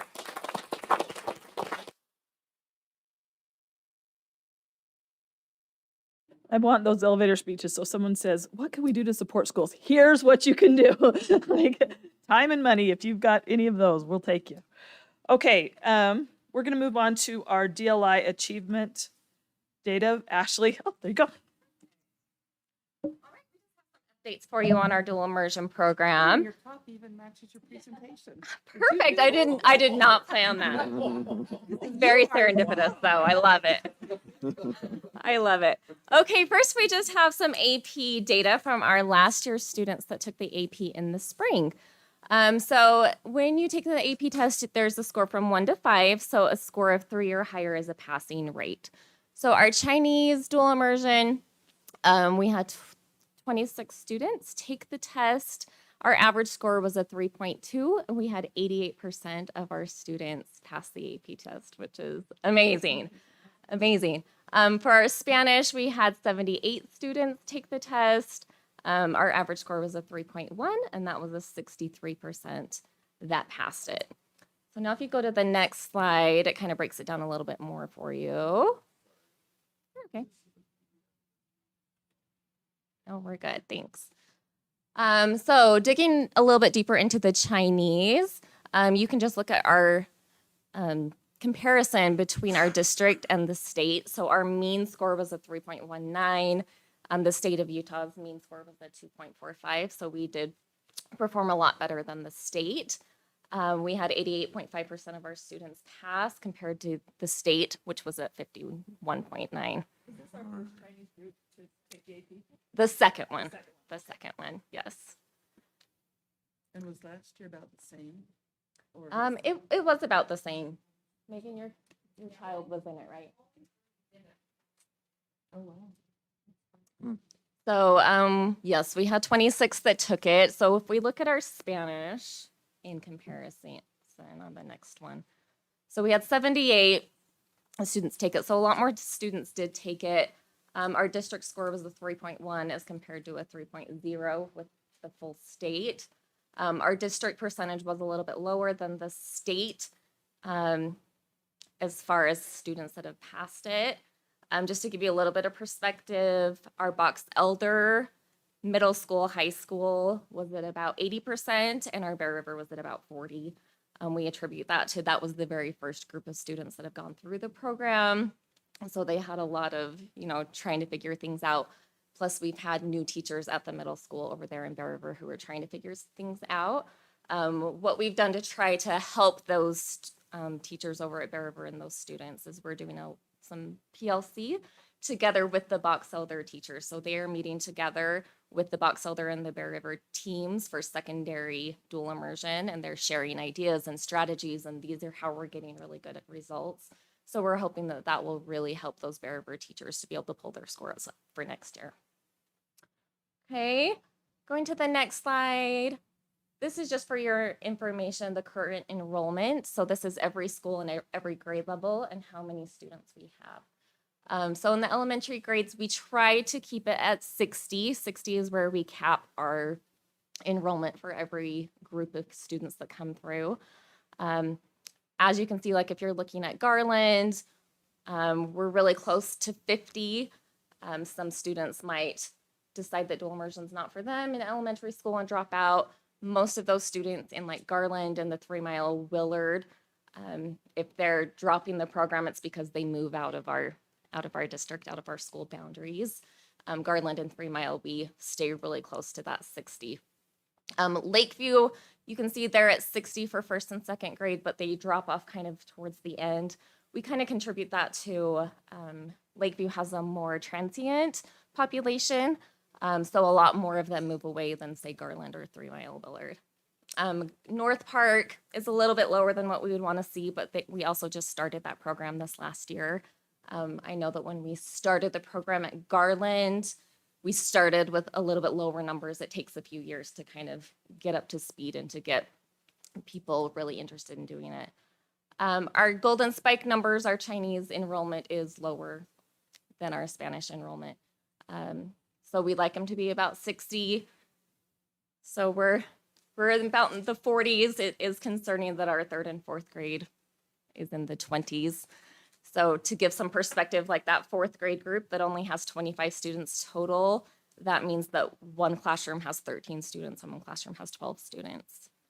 So when we're looking at fiscally, If I that's could, yeah, a when I look problem. at this fiscally, if we're trying to staff at 60, we're heavy a teacher in 1st grade, we're a heavy teacher in 2nd grade, we're heavy 1.5 teachers in 3rd grade, we're heavy at 1.5 teachers in 4th grade, and we're heavy a teacher in 5th grade. That then causes, we're a little heavy in 6th grade and 7th and 8th and 9th. We put all that together, it's over $500,000 we're heavy to support the program. Now, I could argue every reason why you'd want to do that. Because these kids are growing, they're learning, they're surviving, they're doing great things, and they're gonna really benefit. Since I look at budgets at trying to staff and, 8 teachers may be heavy, we got to get that number to 60, I think, to survive long-term. But again, there's always these pros and cons, but there is a con because we can't get to 60 and haven't done so since we opened up Willard and 3 Mile Creek. I just wanted to say that also causes an unintentional impact on the students that don't participate in DLI in order to balance that out. So their classes are large when we don't fill the class. The other classes that are not choosing to participate are then extra big. And Ashley, I just have a question, and maybe you don't know this, but throughout the state, how are other districts doing? Are they adding more programs? Are they eliminating some because it's not working? Honestly, I'm not sure about that. Okay, would you know, Keith? Any? I haven't heard any data one way or the other. Okay, I just wonder if we're I normal know or that, if we're. so Carl Bowman is over dual immersion for the state. I know that they're working to try to get more funding and add more programs throughout Is that the right? state. Okay.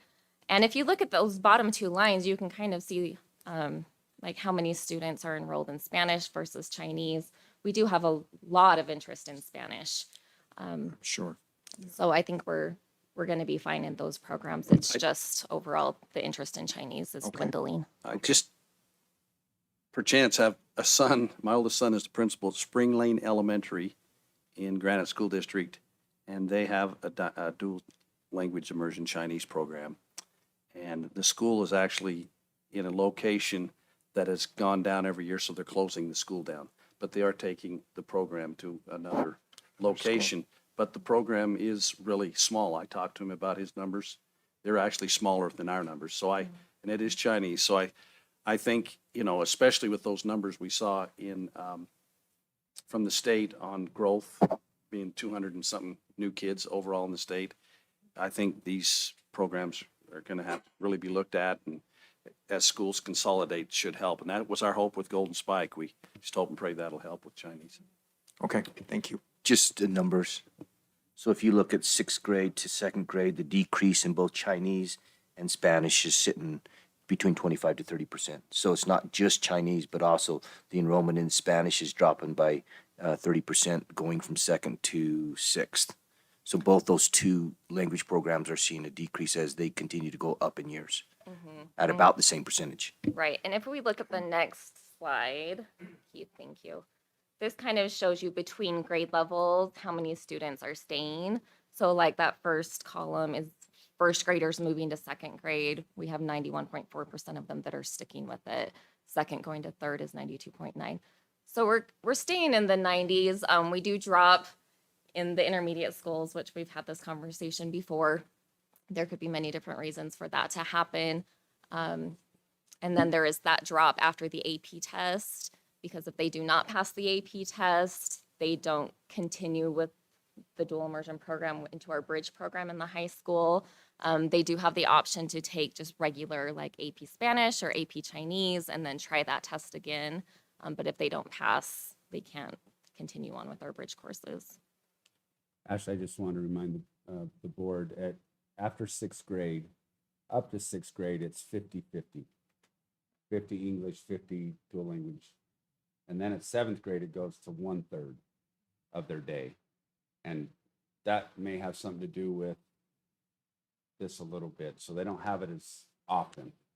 And anyway. And it's in place of elective classes. And it's in place and they have electives now and they're like, and in first grade, they don't really anticipate that, but they do hit a reality of other things in their life that they have to contend with. Right. Okay, just an update on our lottery for this year. We're going to move it up. Usually we have done the lottery. We've started the lottery applications in January. We've had it open through February, and we do the lottery in March. Keith and I kind of talked about it. That gives him a really tight window to try to project how many students are in each school and each grade level and how many teachers we need. So he asked that we move it up this year. So we're getting ready. We're going to open it up here in a few weeks. We're going to open it up on the 28th. It'll be open until January 5th. We're going to advertise to all the kindergarten parents in the district that this is a program that's available.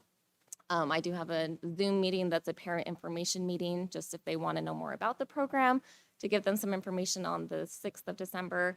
And then we will have lotteries for schools that have more than 60 applications on January 12th if that's needed.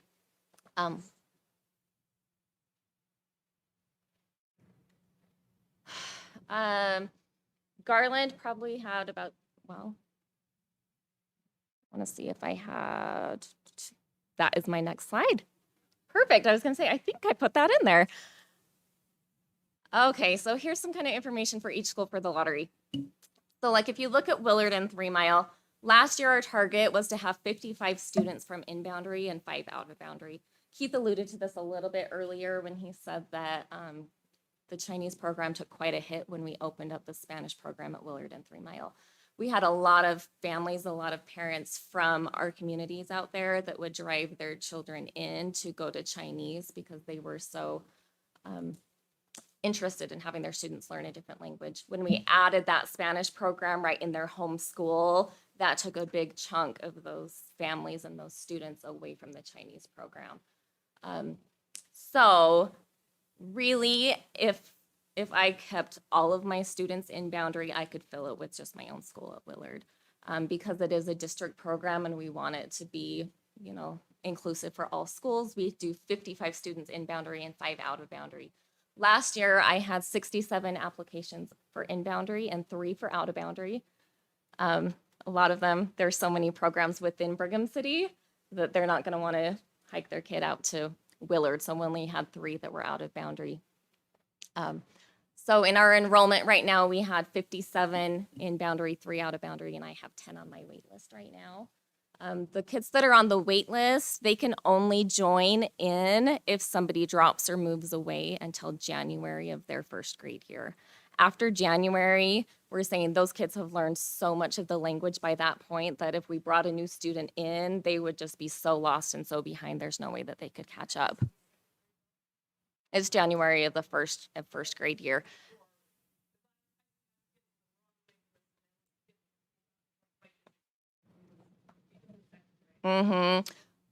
We have made some exceptions for people that have like parents at home that speak Spanish and they say, we've been working with them at home. things like that. So there are a few exceptions that we have taken, but January of first grade is really kind of our cutoff.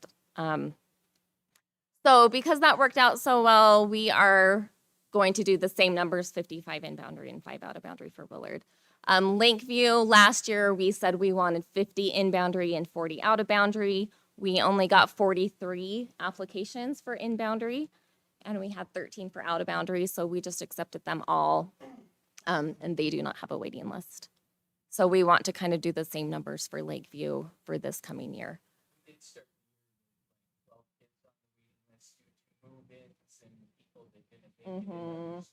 Yes, so this was as of like the lottery day. This is how many, and then, you know, throughout the summer, people will call and say, oh, do you have room? And we'll put them on if there's room. Okay, Garland. Garland, because it has traditionally been the only program in the north end of the district, and it's built a really strong program.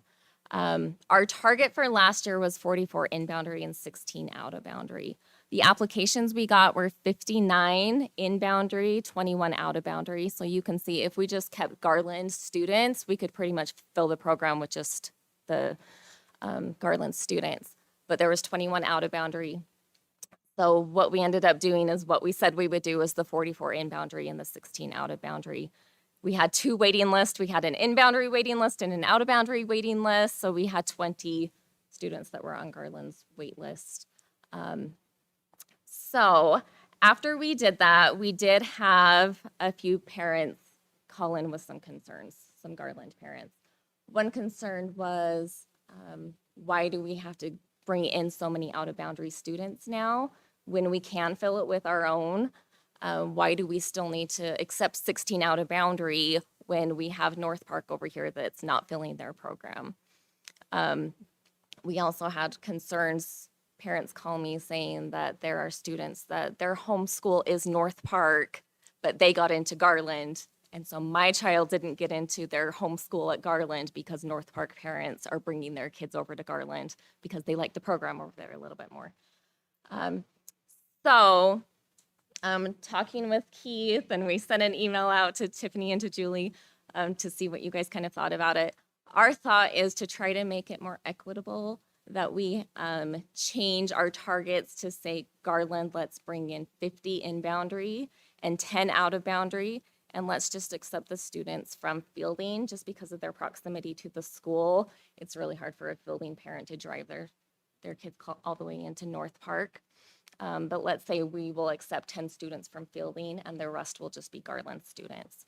That way, all of the out-of-boundary students from McKinley and from Century, we will send them to North Park, and hopefully that will build our program so that we can fill that program as well. Okay? Absolutely. Say they're in the North Park district or school zone, but they have half their kids in Garland, are they still okay to? Thanks for asking that. So when your child is accepted at Garland Elementary, then we automatically accept the siblings. They are considered in boundary. If you have a sibling that goes to Garland and is in that program already. Yes. Yes. Okay. So then North Park, our target is 40 in boundary and 20 out of boundary, and we'll take those from McKinley and Century. Golden Spike, again, we're just we'll take anybody. 45 in boundary and 15 out of boundary was kind of our target. Last year, we got 32 in boundary applications and 3 out of boundary. Our enrollment at the beginning of the school year, we had 1 additional in boundary and 1 additional out of boundary join from the time we had a lottery till the time school started. And we do not have a waiting list. Anybody, if they have gone to like a Chinese school in another district and they move into our area, we can just stick them right in. So we're still saying our target is 45 in boundary and 15 out of boundary. And I really hope that with that new school and those Mountain View parents that have now seen it for a year, that they're excited about it and they want their students to participate as well. Fingers crossed.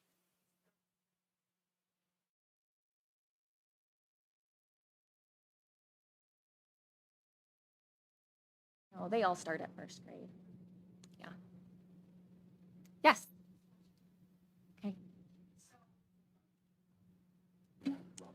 Okay. I'm good. All right, so my question is, are you still holding the lottery at the district office so that we don't have Yes, we hold it at the district office. congregations outside the schools, Yes. right? So we're holding Did it you in have that a, in the past? I didn't know about that. well, We do it at the district office, and we have just done it on Zoom the last few years that I've been in charge, and Okay. we have broadcast it so people are watching at home. okay. Thank And you. it's worked pretty well. Okay? Couple of comments. Yes. What Connie just said, when I hear DLI lottery, I don't sleep for a couple of weeks. Me either. Okay, you either, okay? Because, and the other real concern I have is that kindergarten class of 880 kids. If that anomaly becomes a normal, it's going to punch this program right in the gut, and it's going to really hurt us. So that's something that we're going to be really watching and be concerned about. It's a deep concern of mine. I agree. We hadn't thought about that. Yeah, that's that's a really good statement, Superintendent. I still am a little concerned. We're going into year 3 of North Park. North Park out of all of our elementary schools, they had the greatest growth of how many people came into their school. And so we have other things coming into that. And I just hope we can get to 60. Because again, you might not think 8 kids is that big a deal. But those 8 kids have to go somewhere else. And if the number that you have, when you divide it by 25, is a 29, you end up with a 29 or a 30, you have to get a new teacher. I know it doesn't seem like, well, it's just 8 students, just divvy. Well, that's good, but there's only 2 other classes. So that's 4 more. So you could be at 26, you're now at 30, and all of a sudden you got to make a decision. Are we going to buy a teacher or a para? So those are things we have to monitor, and we're going to continue to do so. So I do like the idea of trying to keep more people there. So Tiffany. At what point do we set a number that says if we don't meet this standard, if we don't meet this goal, I'm sorry, parents, but this program is closed to new incoming grades? I mean, right? You want my off the record answer that's being recorded? And I just mean No. fiscally, it doesn't, it's. No, I think there will, honestly, the idea would be if the new Foothill, Mountain View, Golden Spike, if that group cannot pull a number over 50, I think 50, when you start losing 25%, if we can't pull 50, and you can see we're about 6 years in a row of not doing that, I think we have to seriously look at. I do too. If it came down to saying, you know what, we're going to eliminate the program and we'll start with first grade this year, and then second grade, and then third grade. Yeah, Take as us they 10 move years to that are phase in it out, or 12. Yeah, right. But But how It- soon do we need to make the decision, I think is. well, I told Ashley, I think we need to wait. I'm a 1 more year kind of guy. Meaning, Let's see how. Harry Greener got with transportation and told all parents at Mountain View and Foothill, or Mountain View in particular, we will bus you. There's no reason. Normally DLI, you have to drive there, but they said, Mountain View parents, we will bus you Trying to help to get to the program. And you've seen our numbers. And now we're together, and everybody knew we're getting together. And you saw our numbers, 35, 33 when we started. I think that is one you have to, as a board, have to look at and say, if we can't get to 50, I just don't know how we can keep. Now, I speak Chinese and Indian, but Megan, how much it helps your kids. So for those 35, it's awesome. When you look at globally, financially, I don't know what another $500,000 or Sustain it. $700 million or 750,000. What do you do with that money? Julie's doing the math in her head right now. Math teacher. Anyway, we just assume about Yeah. $80,000 for a teacher. So and also the question is, I know the Chinese is hurting. I think that is an obvious one that we can see. What about North Park? Do you think that is going to be, I guess we have to see, that's only been there a couple of years, but I'm concerned. I have kids at Lakeview, and even those numbers seem a little low to me. I just kind of like, oh, that's been around forever and kids know it. And because of that, so I love the program. I think it's a very beneficial, but I wonder if we've got to streamline a little bit more. And I think, and I don't think we have to make that decision today or this year, but I think after the lottery, and I'm glad you're doing it earlier, I think that's something we might want to look at in our board meetings and say, okay, we've had the lottery, here are our numbers, let's make a plan. Because as valuable as the program is, it's kind of, we're still, and the other thing, and I was just going to ask you this question, I don't know if you have anywhere, but with the turnover of teachers, like I know at Lakeview, there's been a huge turnover of the Spanish teachers, and I'm worrying about the consistency of the program with the influx and outflux. Would you like me to? I would love you to take this one. So typically, when we hire a teacher, they're on a J1 visa. It's good for 3 years. After 3 years, they are allowed to get an extension for another 2 years. Prior to me, the decision by Terry Jackson was, that's it. We're 5 years, and thank you for your time. We love and appreciate you, but we are not going to continue employment.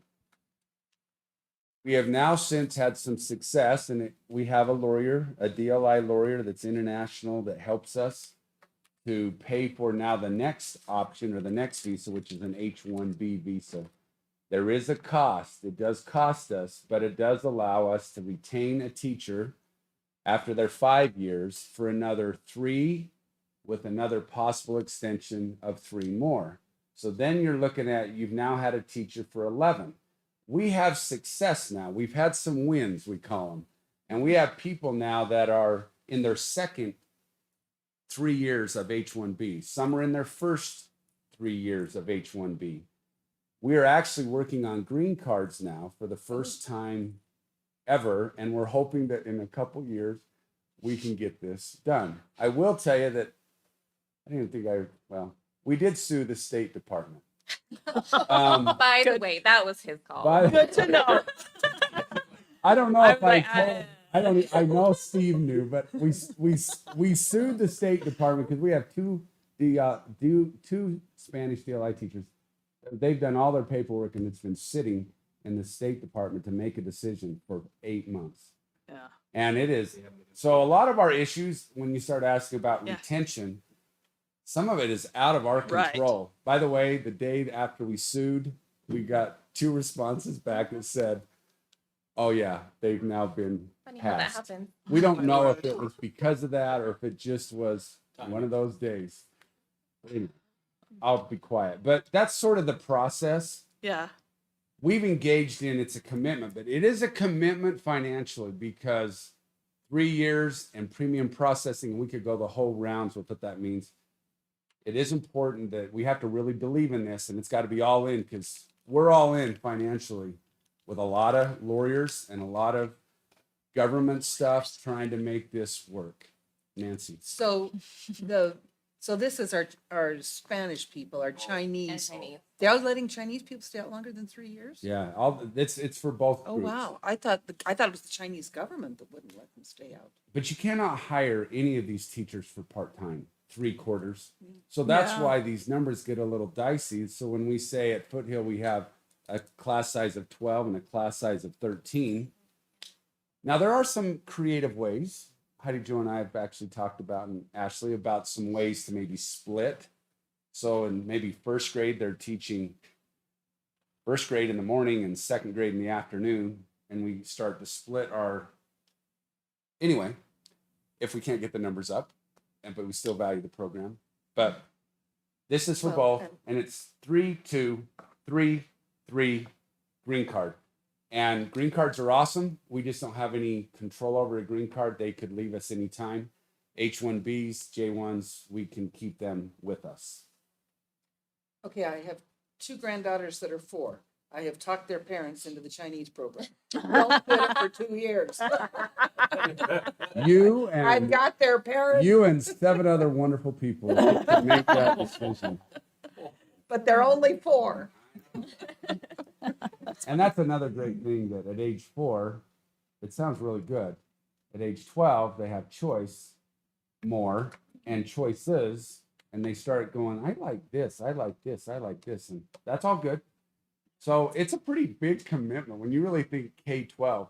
And not everybody at 5 goes, yeah, this is awesome. I actually like Lakeview's numbers, Jeff. I think those numbers have been steady. Yeah. I do think the variableness is what you said is perhaps just the mobility of that school, but I think they've done a really, really, really good job.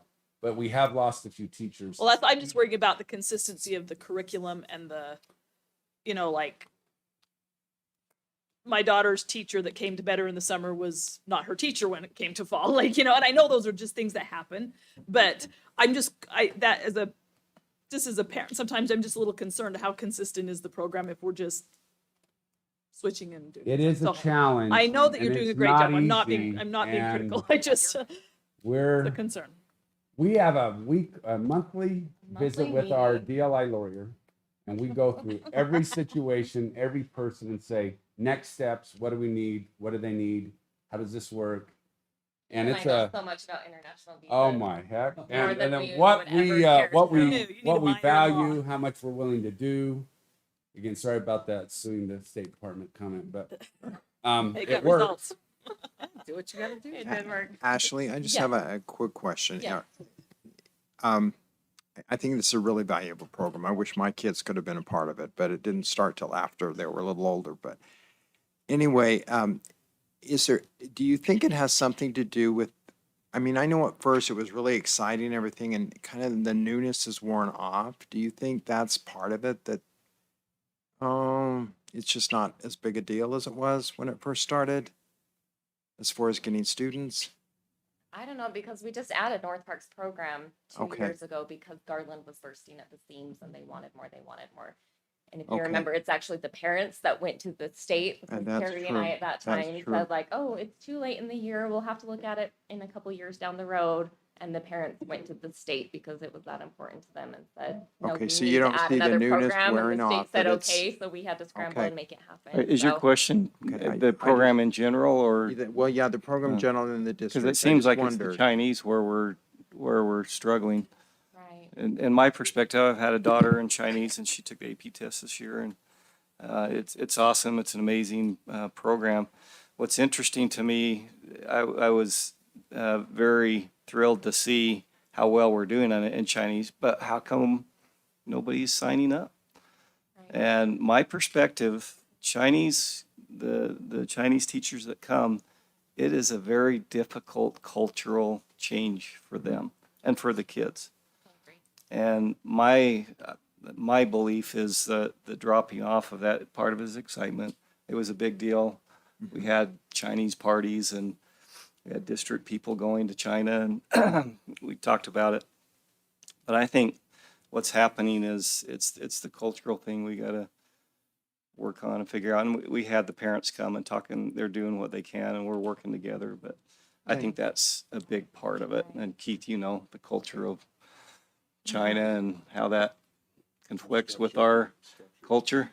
Okay, that's I that's agree. great. I think That's my interesting. last slide on here was just a reminder of the support plan that we put in place, and I just wanted to remind you of this. This is what we went forward after the parents' concern from last year's board meeting, and we came up with this plan. But every one of these bullet points, we're in process, we're doing it, we're making plans, so we're trying to make steps towards strengthening our program and supporting the students and the teachers and the parents. So.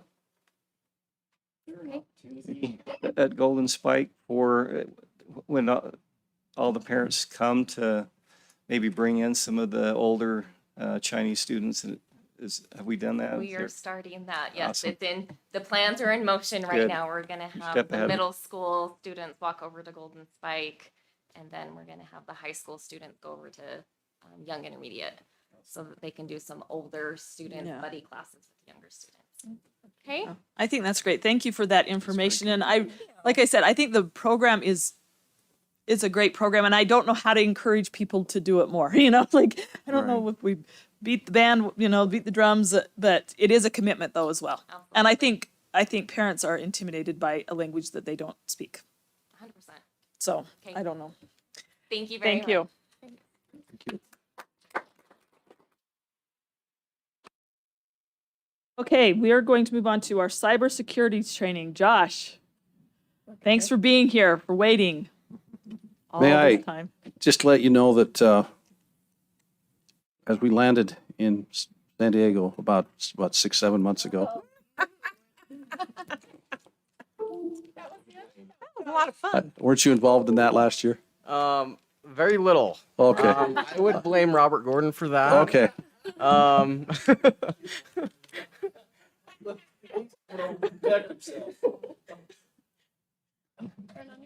Actually, I've got this one on. I really wanted to say just a few words. You remember that March 29th, April 1st, right in there that we sent out. So here's how I'm gonna explain it, right? You know, in sports, you've got defense and offense. And we are constantly on the defense. And our network, as the Utah Education Network has put it, is like an M&M. It has a really hard shell, and we are constantly getting bombarded by outside entities trying to get into our network. Because once they get into our network, we have data. We have data that they want. Employee social security numbers, student information, student birthdays. Okay, we're going to talk about those things tonight. But once you get inside, and they weren't able to get inside through their penetration test, they said, hey, we're going to put a box inside your network. Can we do that? So they had to ask, and we said yes. But once they got inside, they got all over the place. We're soft inside, like an M&M. Hard on the outside, but soft on the inside. And they were all over into teacher accounts, getting usernames and passwords, looking things up. So this training, think of this as your book study tonight. This training that Josh is going to give you is to help you not allow them in, because the way they get in is through your email. They can't penetrate our hard shell, but if you open the door, they can get anywhere they want. So we need to be on the offense. And so we send out those phishing campaigns, as we call them, those campaigns, so that we can be on the offense and we can train our users. And when I say you, this is for U12, but we need every teacher, every administrator to be on the defense, and we need to be able to teach them how to do that. So yeah, we're here to do this. In fact, Steve asked us, I gave the directors in directors meeting just a little warning that yeah, we're going to do another one of those. And he's like, okay, you need to come talk to the board. So you guys are ready. We just thought it was the greatest April Fool's prank ever. So that was That's good. That's good. The next one will even be better. So anyway, I'm going to turn the time to Josh.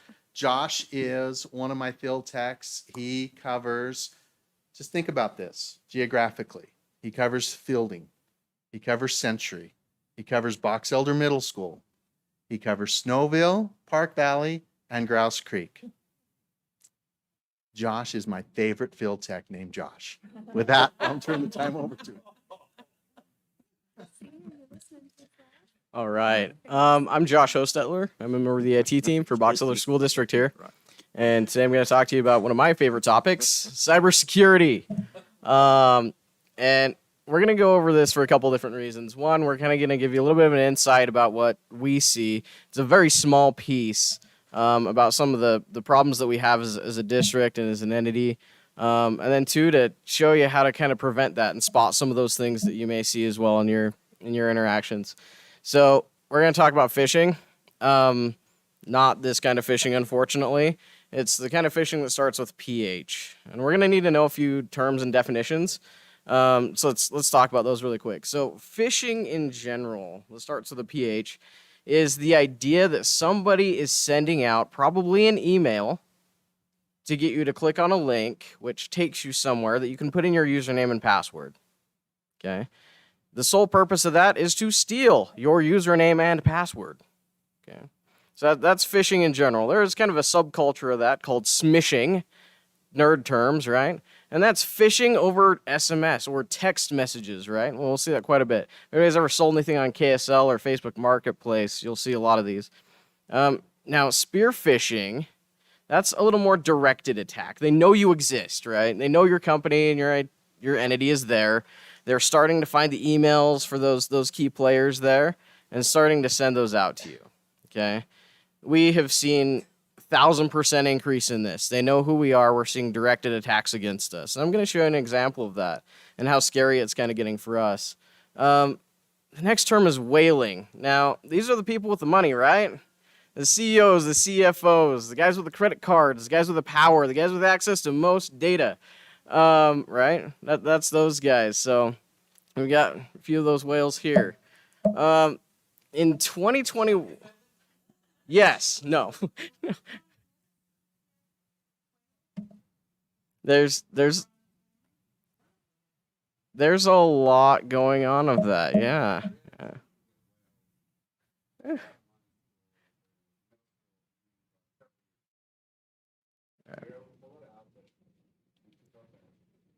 So let's talk 2021 because we don't have the statistics yet for 2022, right? So about 30% of phishing emails are actually opened, and 42% of workers self-reported taking a dangerous action. So they opened the email, they clicked on a link, and did something bad. It was a bad link, it got a virus, they gave up their username and password, right? But self-reported is the key term there. That doesn't take into account the people that clicked on an email and knew about it and didn't report it. More people that clicked on something they shouldn't and didn't know it was bad, right? And willingly gave up their data.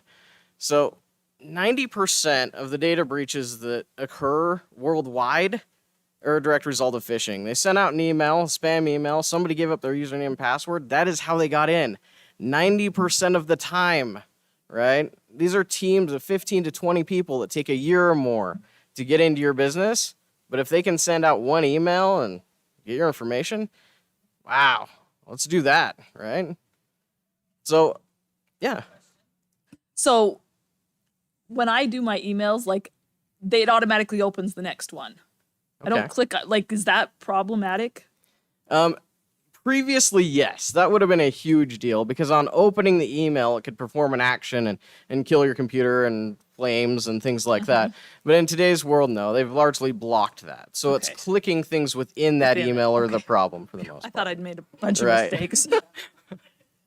So we've got about 15 billion of these emails making our way across the internet every day. Just spam emails, right? That are just put out there to get your username and password. So let's put that into perspective. That's about 2 per person on the planet per day. That's how many emails are getting sent out just to steal your stuff, okay? And 25% of these emails actually end up making their way into your inbox, despite our best efforts, okay? We've got all sorts of spam filters and all sorts of tricks up our sleeve to try and keep those from even getting to your inbox, but 25% are good enough to still make it there. So where does that 75% of emails go then? Right? 25% of them are making it into our inbox. Where do the other 75% go? Just la la land? No, they go to your spam filter, right? That folder in your email that's marked spam. We have a really aggressive one that we've set up and we can control. And this is an example of it. And I know it's kind of hard to read from a distance, so I apologize for that. But this is our spam quarantine. And what it's going to do is it's going to give you the this is from this person, a subject line, and then the date. And then nothing's going to be hidden. It says at the top there, I don't know if you can see it, your email quarantine, you can view that. And then at the bottom has a big long link of where it's actually going to take you. Nothing is hidden in this. So then we can just click on that and view these potentially dangerous emails in a very safe environment and say, okay, those are fine to hit my inbox or they're not, and I don't want to deal with this. So continue to block these in the future. And this is...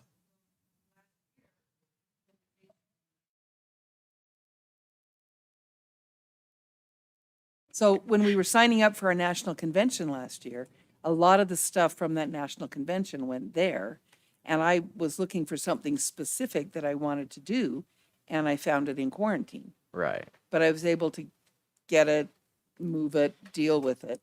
get it back But it out. And is- that's kind of an artifact of trying to block these messages. We can block the senders and messages that look like spam. And so, unfortunately, a lot of those blanket emails that we receive from people look like spam, and that's why this option is available. So we can click, yeah, that's fine, and make sure we get those emails in the future. Now, here's the scary part. This looks kind of like the last screen, right? Looks pretty close. BSD.net servers holding a few of our mail, right? Click here to verify your email and release these messages. This one isn't from us. This is an email that our staff is getting to try and steal your username and password. This isn't from us at all. And there's several red flags in this. Let's point them out. They're kind of hard to tell, but BSD.net server is holding 4 of your incoming mails. That's a little weird. And then it's also certifying that this email is virus-free, right? By an antivirus provider that we don't use. So this one's really hard. It says it even comes from support@BSD.net, right? These are kind of the directed attacks that we're seeing now. It's no longer this generic spam email. They're using our logos. They're using our websites. They're using things like that to try and get to us, to try and get you to click that link and put in your email and password. Another important thing, right below the verify email, it says the verification process takes few seconds only. Failure to verify email would lead to closure. I don't think your failure to check your spam folder is going to make us close your account. But that sense of urgency is what gets you to click on that. Oh no, this is going to close. This is a problem. So keep track of that. That sense of urgency is really important. So how do we tell where this link is going without clicking on it? We don't want to click on it, right? Because it looks real, but there's a few things that are off. If you just hover your mouse over that link, don't click on it. It'll actually tell you in the bottom left-hand corner where it's going to go. And in this case, it's going to take us to redirectbunchofgarbage.com and not take us anywhere we actually want to go. So that's kind of a good key point there. So we have 75% of emails that are blocked. They go to the spam filter, right? The other 25%, though, that make it to our inbox, what do those look like? Now, these are 2 actual emails that our staff have responded to, unfortunately. And what this relates to is a gift card scam. And if none of you have seen this, usually an email purporting to come from an administrator to a staff member, sometimes a person with a credit card, sometimes without, says, hey, I am in a meeting right now. I need your cell phone number. Okay, that's weird that my administrator needs my cell phone number. They should have that and with some documentation, right? That's weird, but okay, you're in a meeting, you're busy, right? That's fine. I need you to get me some gift cards. We're doing this employee appreciation thing. I need iTunes gift cards, Amazon, prepaid Visas maybe, things like that. And I need you to send me these numbers and so I can give them out to these employees after this meeting for an employee appreciation thing. That's huge. And this is the start of that conversation, and people have done that here. Big problem with that, too, is a lot of times it's people that don't hold those credit cards in the district. A lot of times it's people who, under the prowess of getting reimbursed, they just go and buy them. So, big problem.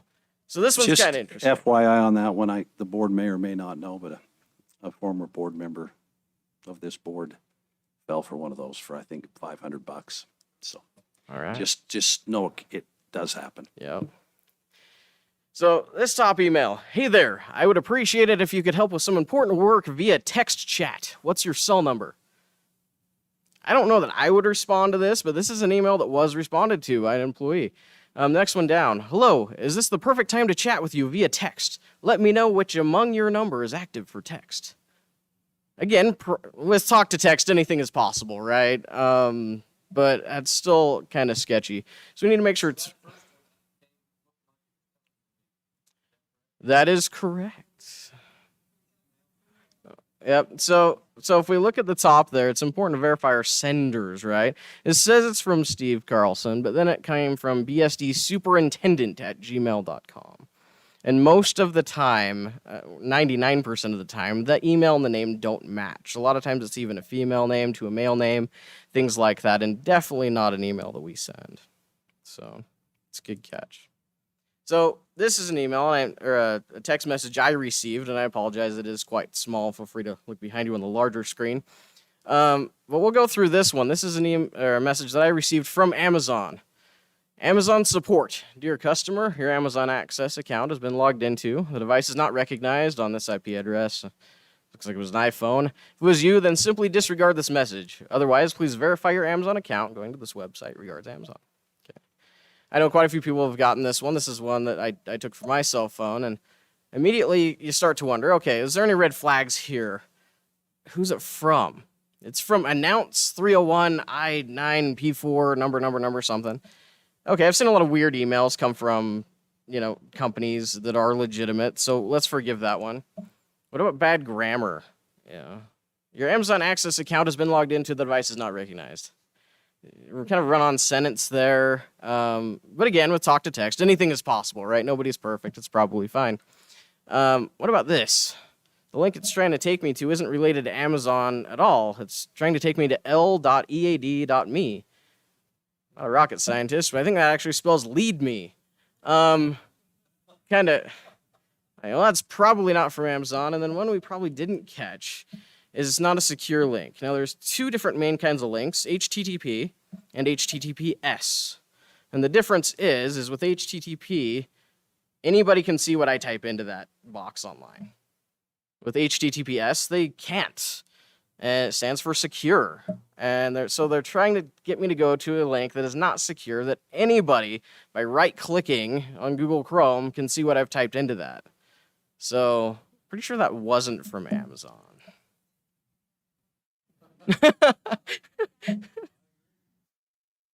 So, as Robert was saying before, we do some of our own. We do a little bit of this ourselves. We fish for the fishers, right? We send out these test emails to see what would happen if our employees of the district got a hold of one of these emails. Would they click on it? Would they not? So these are two that we've done recently. This one was purportedly from Facebook.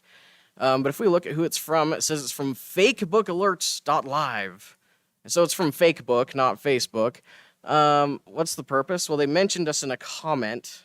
What action do they want me to take? Well, they want me to click that link so I can view it on Facebook. I don't even know this person, but I'm curious because at the bottom it says, "Did you see this?" I'm shocked. I want to see what they're shocked about.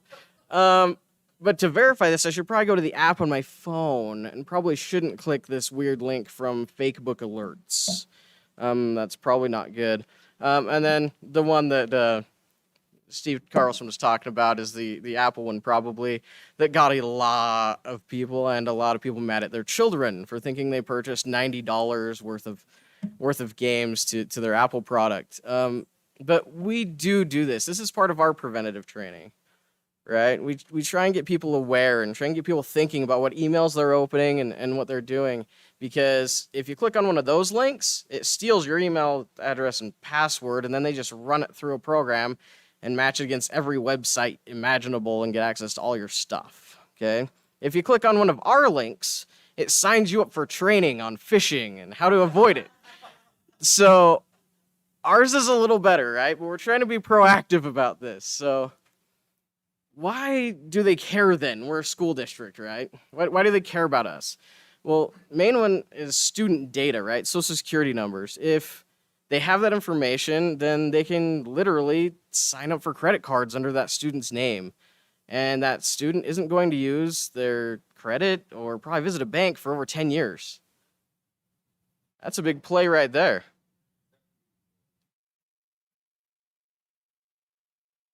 Right now on the mysterious dark web, then you can buy 2,500 good accounts for people for about $15. So it's not an expensive endeavor. So the next one is ransomware, how they're actually going to make money off you probably. Regardless of whether they release the data or not, they're going to say, hey, we have your stuff.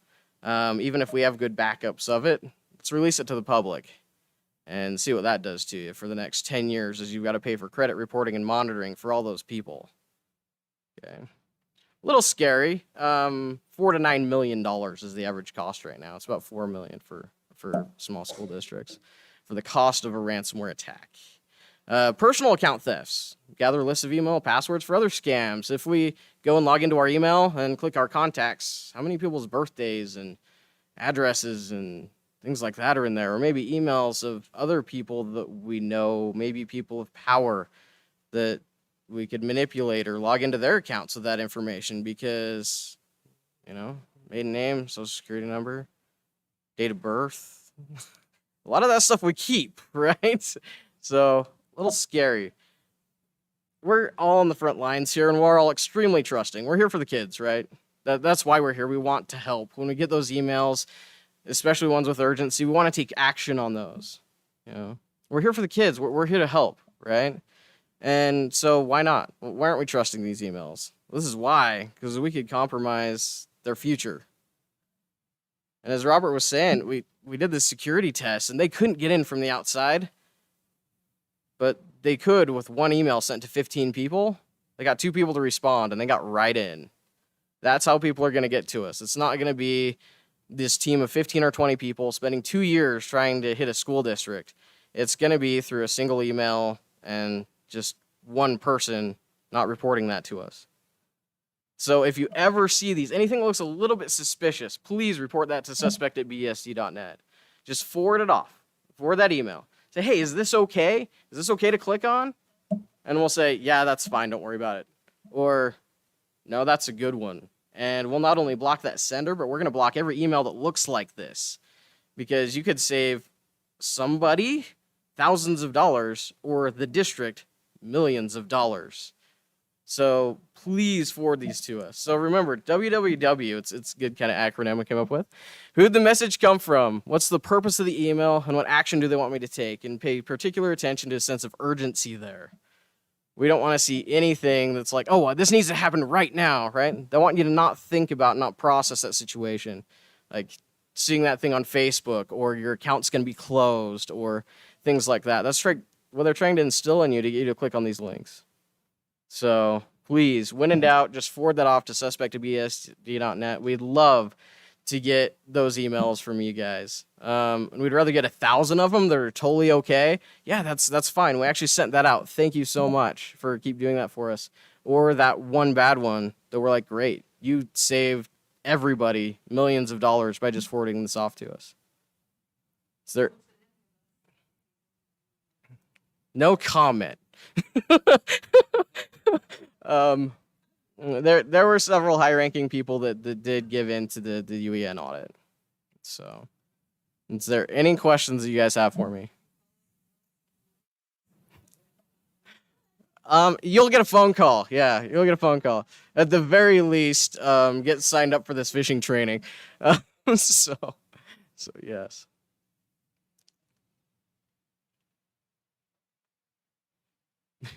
Right. Well, thank you guys. Be careful out there. Thank you.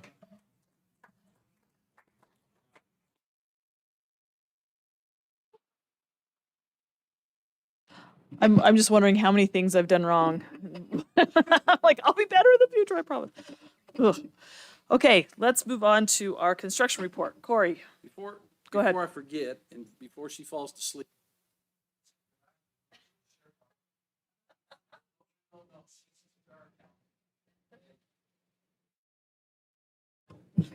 Please forgive me.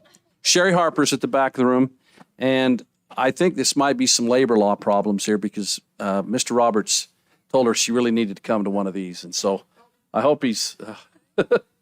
So anyway, she's our accountant. She's doing a great job. Her and David work very closely together, and he just felt like it'd be good for her to get a good feel for what we do, and so I just wanted to make sure we knew she was represented.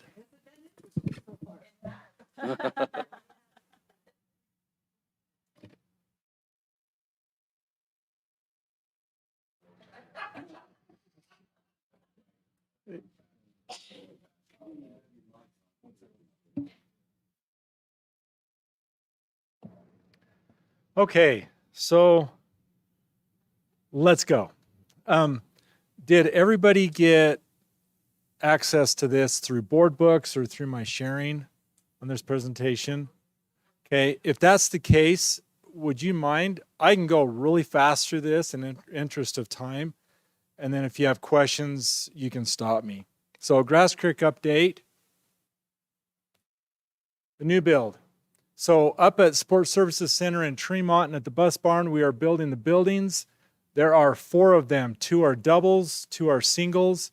This one is if you're walking in the front doors of the new school out at Grass Creek, this will be on your left-hand side. The first section and the third section are classrooms. The middle section is designed as a library or media center.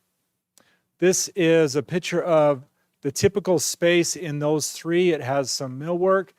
The plywood you see there, that is the double doors leading into what will be the hallway that we construct on site. All of the classrooms have double doors. That way we have plenty of visibility because there's a small staff out there, so they don't have to be alone with a student in an enclosed classroom. There will be glass in those double doors, yes. This is the other side. If you're walking in the front doors, this will be the right-hand side. The first space is the office. The second space is the kitchen cafeteria. And the third space is a classroom designed for activities that might be messy, science, art, that kind of thing. This is the office as you walk in the front door. There on kind of your right-hand side will be a secretarial workspace. And the door straight back there is the conference or office space for when Mrs. Morris is out there or when Mr. Kelly needs to have a conference with a parent. And then this is the back side of the front side of the office looking down the hallway. The door there at the far end is the cafeteria. So there's a hallway there going to the cafeteria.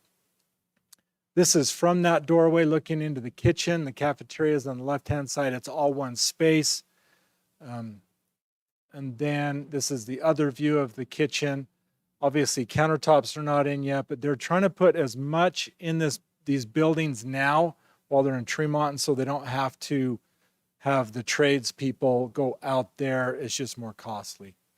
This is the room designed for more wet activities or messy activities. It'll have an LVT flooring, and it does have a sink right there on the left-hand side of the millwork.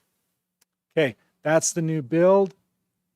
Site prep out on site in Grouse Creek as you're on the main road.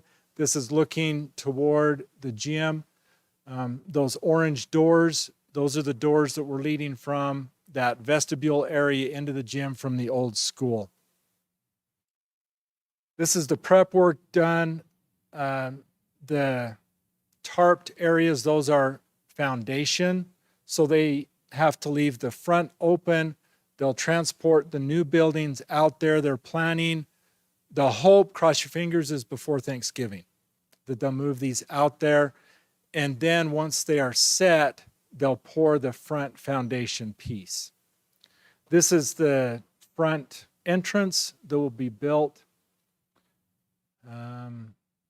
This is just closer up. You see those square pads in the middle. Those are where the support pillars will be constructed out of steel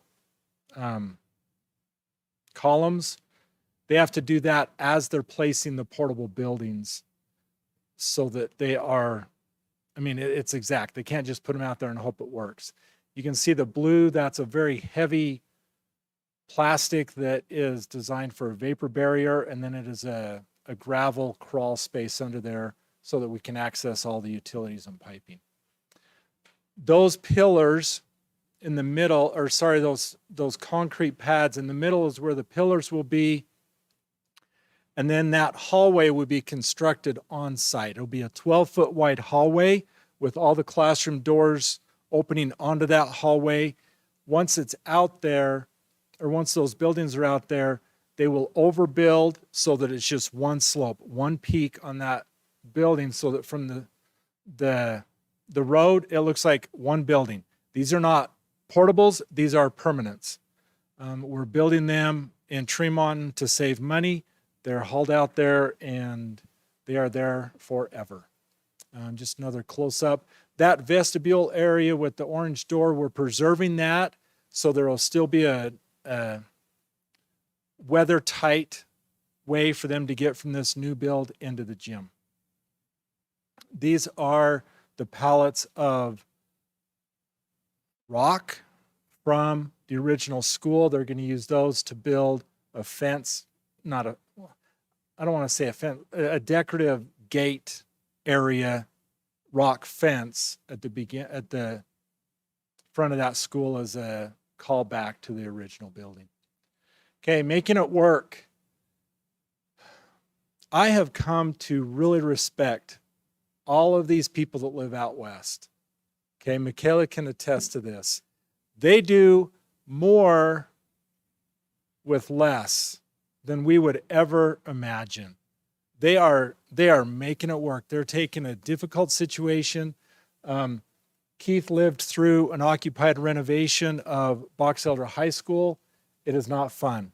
It is tough, but they're making it work. They're all in the gym. So I just have some pictures of the gym. This is their main gathering space. Another view of that gathering space. This is the stage where they're housing the media library type things. A small group area and then a younger class area. So there you go. Was I quick enough? Questions? Oh, I already told you kind of the timeline of when they're going to try to move them out there. Once they're out there, everybody's going to say, oh, they're there. When are we moving in? The hard part is yet to come because all of the tradespeople are now going to have to travel. And there really isn't a place to stay out there. There are not restaurants. It's really inconvenient. They will need to build the hallway. They need to finish the concrete work, the site work, the overbuild. For that hallway, they need to finish the exterior of the building, get all of the utilities hooked up and into that gym. And then our plan is once they move in, then next summer, we're going to remodel the gym. So new flooring because the flooring has had it. Lighting, so we turn to LED and paint inside and out so that it's all one building. It all ties it together. So microphone, sorry. It's going to be the end of, like, are they going to be in the gym for this full school year? Or do you anticipate that they will be able to move in before the end of the school year? Because I know we didn't want to disrupt some of the. I wouldn't dare call it either way. Okay. One thing that Mrs. Morris had said when we first started this whole process is if we're not able to get in before January, they really kind of don't want that disruption during that critical curriculum time. So I'm not sure. And as cold weather hits, it just gets tougher, especially on the exterior and everything. So that's what I was wondering about. Yes. Were they able to save that mural, our family, our home thing? They weren't. Oh, that's Well, too bad. actually, no, they did. They did. Oh, really? So where's that going to go? In the hallway? I don't know that it's going to be able to be placed in this new building. We might be able to put it in the gym. I don't know. Okay, because it was So it was pretty there's cool. not a place reserved for it in the new build. Okay.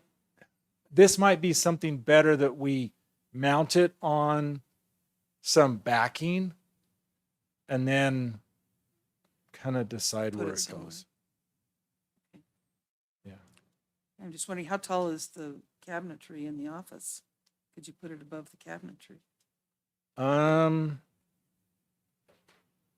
Well, that'll be. So right there by the door is going to be the millwork for the secretary. It could be mounted on that wall by the windows. So that could be an option. We Well, can it look would at just that. be fun to have it in a place where Yeah. people would see it and parents would see it. Yeah. A call And if back it's- to the original Yeah, building. if it's tucked in the gym, Right. you won't get as much just pass through. Yeah. Good point. Okay. Yeah, we can look at that. Thank you. Material delays, anything major there? Everything going good there? We haven't been hampered yet with materials. I'm getting what you So, need. yeah. In fact, as a side note, we were able to source the pit run for the site work from a pit just 2 miles from the school site that I can't remember if it was county or state owned. But we're working with the BLM and we didn't have to pay anything for the material because we are a school district. So it was just running the trucks back and forth, which saved us a grundle. Yes. So, okay. Thank you. Cool. Thank you. And I've asked you this before. At Bunderson, I know we were going to do a plaque. I mean, not at Bunderson, a plaque about Bunderson for Right. Golden Spike. And you told me that was coming. Is that in yet? It's not in yet. It is ordered. Okay. It is approved, ordered. They've just got to build it. That's kind of an ongoing process.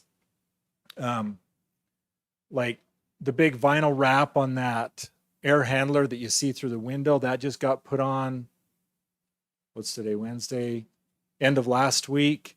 We're still waiting on the sundial coming from Bott Monument, the granite sundial. So yeah, that's in the process still. It wasn't forgotten about. It's just one of those things Right. And I know that. I just thought when it's done, let us know. And Okay. I just like to go and see it. Okay. So, Will do. Thank you. Madam President.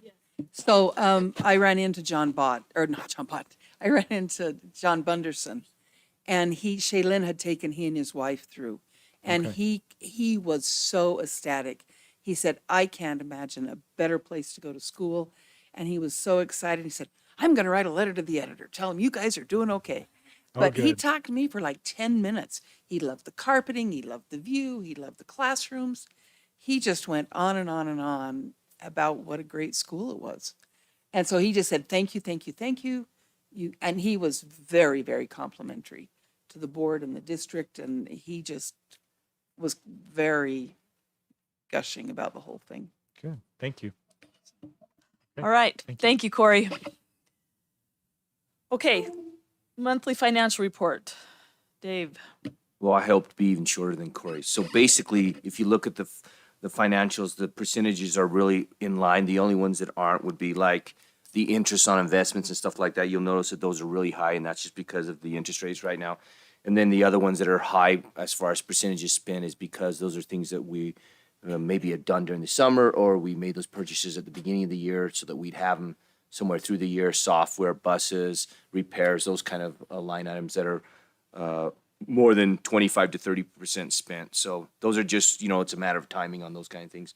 But other than that, everything else looks pretty good. You guys have any questions? I have a plea. Yes. So Rod always put like a yellow or red highlight on things that had a different change. So as you're running through all these numbers, you don't have to think, oh, am I ahead or behind here? Okay. If you wouldn't mind color coding. Because as you look at them, it's like, oh, cool. But then. in So your for little example, mind- if you look on line 7, Nancy, are you thinking I would highlight that because we're at 81% of our budget, even though we're only 25 or 33% Yes. of the three? Okay. Yes. Okay. Yeah, just put a tick there. And then in the meeting, say, this is what I did. And we all go, oh, great. Okay. Perfect. Thank you. And I think you put red if we were over and yellow if we were okay, but getting there. Gotcha. Does that make sense? Yep. Thank you. Maybe the rest of you were not as. No. That is helpful.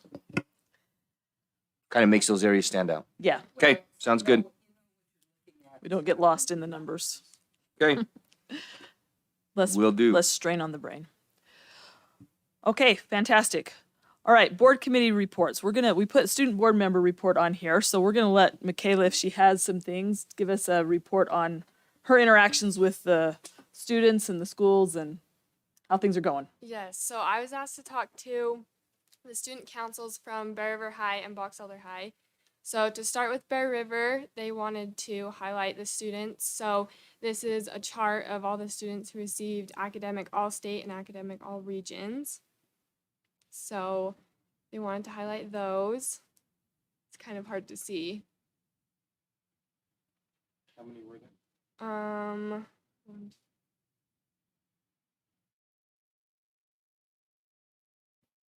Like 22, about 22 of them. And then to go along with that, the robotics team at Bear River excelled in their competition last weekend, November 4th and the 5th. They had 2 teams win. The J team, and this is not shared up there, but the J team was Porter Woolley and Wyatt Stolley, and they won the tournament. And then the other team was Ayla Clark, Caleb Carlson, and Jace Bingham, and they won the skills section. And Bear River has 4 teams in the top 4 spots in the state, and they have 3 teams in the top 100 in the world. So they were really proud of those guys. And then they also have a food drive coming up November 14th through the 18th. They're just having kids bring canned food to their 3rd hour, and the teachers will collect those. And then they did want me to mention that this is in December, but they're going to have a student council fundraiser week, December 12th through the 21st, and they are going to get me more information on that. And that's all for Bear River. And then Box Elder, they said that their biggest project during November is their canned food drive as well. They said this year we want to expand it to involve a broader community. So they contacted the elementary schools in Brigham, Willard, and Perry, and all of them were excited to help. They organized assemblies and class visits, and there was lots of excitement for that. They said that they don't really have any concerns, but if there's anything the school board would like to do to help further increase involvement, that would be awesome. And that's all. Thank you. That was a great report. I really like that.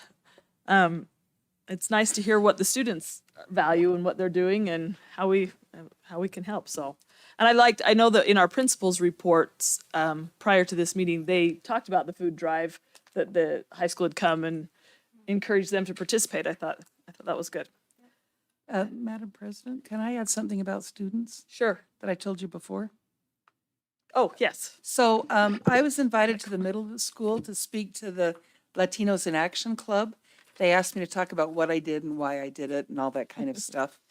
Anyway, so when I talked about we make policies and we plan things, and they said, well, so what are you doing?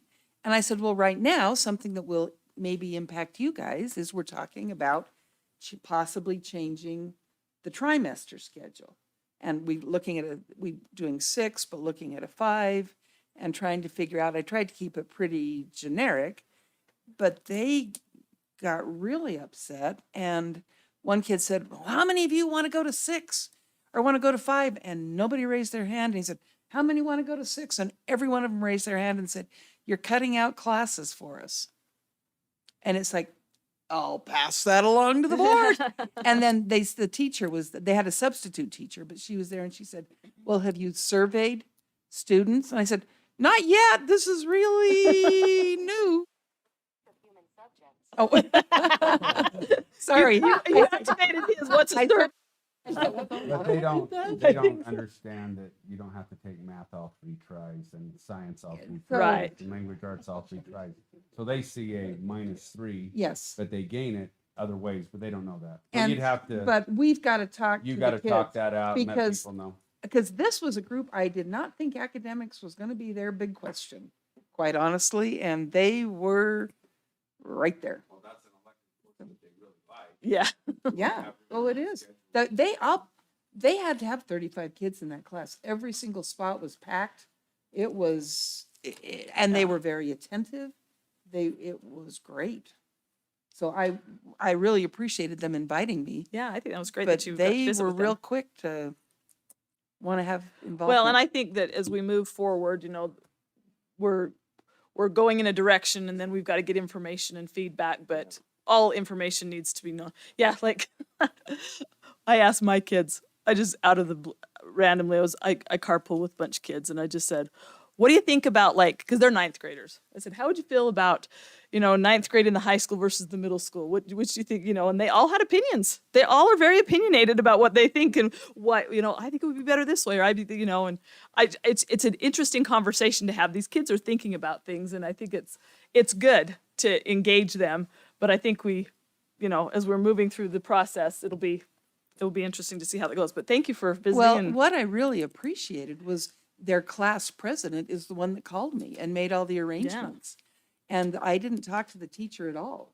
It was Diana, and she called and was great, but she called me 2 or 3 times and made the arrangements and set up and told and did, and it was great to That's see. a good one. In a few years, we'll encourage her to be a student board member. Because it sounds like she's on top of things. Okay, thank you for sharing that. All right, let's move on to policy. I can't see very well, I'm sorry, my eyes. So we're at policies review. So we have we have several. I just have a question before we start the policy, just because I'm not on that policy committee anymore. And so how close are we to getting up to date with what the legislature, like all the, how we always have to go back and look through them? Still 2 or 3 months, I think. We're still- getting real close. Okay, But we are getting real close. but it is, okay. Yeah. That's just something, Just in time for the new legislative. I was gonna say, so let's just tell But- our legislators, because next month we're meeting with them. Yes. I think that's just something we can emphasize again, is like, it's taking a lot of time and effort. It takes a toll. Okay, so I will move, we approve the policies on first reading. So we have a motion by Nancy Kennedy, a second by Brian Smith to approve policies on first reading. So let's start with Clyde. Yes. Yes. Julie, yes. Tiffany, yes. Wade, yes? Nancy, yes? Oh, and Karen left. Okay, so those pass on first reading. Any questions on second reading? Go ahead. I will make a motion that we approve those policies on second reading. I'll second that. So a motion by Connie Archibald, a second by Tiffany Summers to approve the policies on second reading. Clyde Wolgemuth, yes. Connie Archibald, yes. Brian, yes. Julie, yes. Tiffany, yes. Wade, yes? Nancy, yes. Okay, those pass. We moved the field turf discussion up, so now we're on consent items. I make a motion that we accept the consent items on tonight's agenda. I'll second that. Okay, so motion by Wade Hyde and a second by Nancy Kennedy to accept the consent items. Clyde, yes. Connie Archibald, yes. Brian, yes. Julie, yes. Tiffany, yes. Wade, yes? Nancy, yes. Okay, those are passed. And I will say it increases the minutes dramatically, listing everybody by their vote. It does. I noticed that last time, but if you could, you just, It suddenly takes a long time to zip through those. well, they're all in the same order. Okay, suggestions for future board meetings. I would want to just mention the Master Boards Award. I think Oh, that yes. always I think it has to be in by the end of November. Mhm. And so quite frankly, I haven't seen it. I've seen some of those power up projects. Yeah. I'm not even sure what they are. So Like challenges. I'm challenging you because Yeah. I need to challenge I myself. actually I just went on today and did mine. Oh, did you? Very And good. it's like and every year's slightly different what you have to do, but there's some standard school finance and school community council and open meeting law trainings that you take.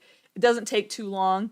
So I would encourage you, yes, please do that. Because I know Nancy's done, Karen's done. I finished. So, I think school finance is 52 slides. One of them's a well, whomping yeah, one of them takes a while. slides, but for the most part, they're pretty easy. Yeah. And if you've completed all 4, then what I did was I started over again on one, but then had different goals to things, but watched the same videos Yeah. for each of the. Some of the things are the same from year to year. Yeah, and I some- think this is my second time of getting number 4 again, Okay. but anyway. Well, and one thing I did notice, because you can see the board members, who is C.A. Johnson? Oh, that's Carrie. Carrie Johnson. Oh, okay. She was your position 2 people ago.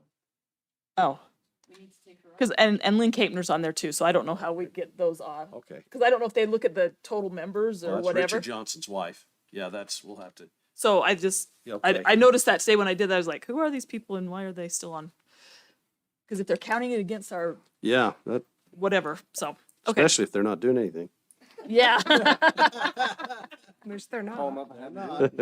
So But they do have. So the way they've tried to change it this year to kind of make it a little more interesting, they do have monthly challenges. yeah, And so the monthly challenge this month is to interact with our legislators and other policy-making individuals.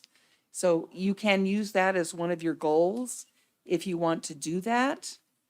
But then that's kind of their little, yeah. Plug for doing, yeah. And we had one of our representatives right here tonight, so. I'll just give you a little heads up.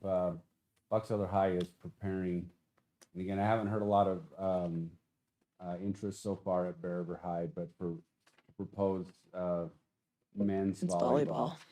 I know that the season doesn't begin till spring of 24, but I think there is a time. So we're in kind of initial discussions.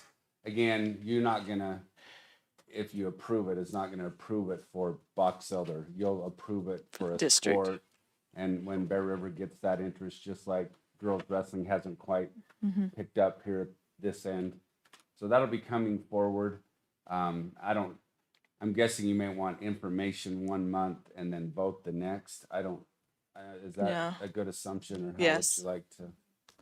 But we can see if they can get on maybe the December agenda with information. and Are then they maybe- ready for that? Like they have, Well, yeah, Box Elder's a little, I mean, they've had club teams, and so they probably Yeah. have the participant level. But I thought, I don't want to muddy up any particular meeting to make it actually go till 10 o'clock at night. oh, come on, we like it. I was just kidding. Oh. You're not very funny.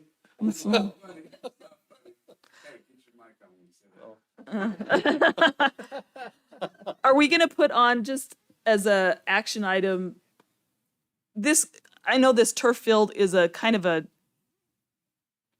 trigger point. I don't know. It's causing a lot of angst. I don't know for anybody else, but it's causing a lot of angst for me because of a pressure point. Maybe that's the word. Is it the policy committee that needs to I was meet? going to say, what do we need to do to get a policy together and then present it and then approve or disapprove? Because this is how I felt for the last few months is we need to have something set so we can say, this is our policy. And then they can go to the donors or whoever and say, this is the school policy. Here's the reasoning why. Because if we're just kind of like negotiating, it's just It makes it a lot harder. it's just draining. Let me look at that, let me look at that policy, and Okay. then I'll get And we something just out can to just you, and then add- probably the policy. Add to that policy, because I know we have a policy, but it doesn't address this type of stuff. Absolutely, yep. So anyhow, and I think we need to get that on the agenda for next month. I've got it down to put it on there, but I'll Okay. I'll make sure we do that work and you know. Would there be a state model policy for that? There should be. Well, I don't know. Do The thing other it is we have that and it even says fields, but it doesn't say percentages and stuff like Yeah. that. It says fields and it's just. It's just naming rights, isn't it?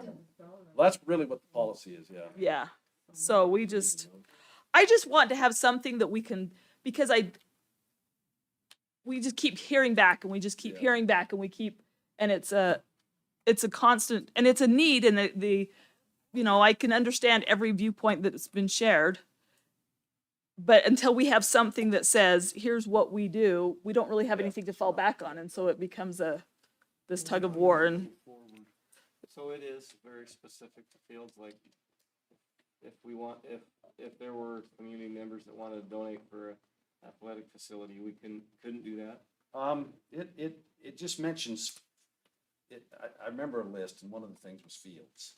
And it's pretty, I hate to say it's pretty vague, and that's. yeah, I was going to that's why- say That's why we're kind of in the situation that we're in. To remember what exact, which one is it under?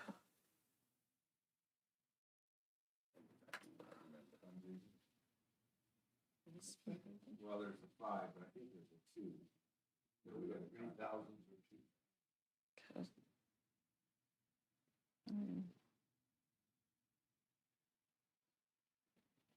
Because we have the naming one, but this isn't in I that think one. that might be in there, though, that it is. Is it the naming? Gifts, one? donations, and bequests. Yes.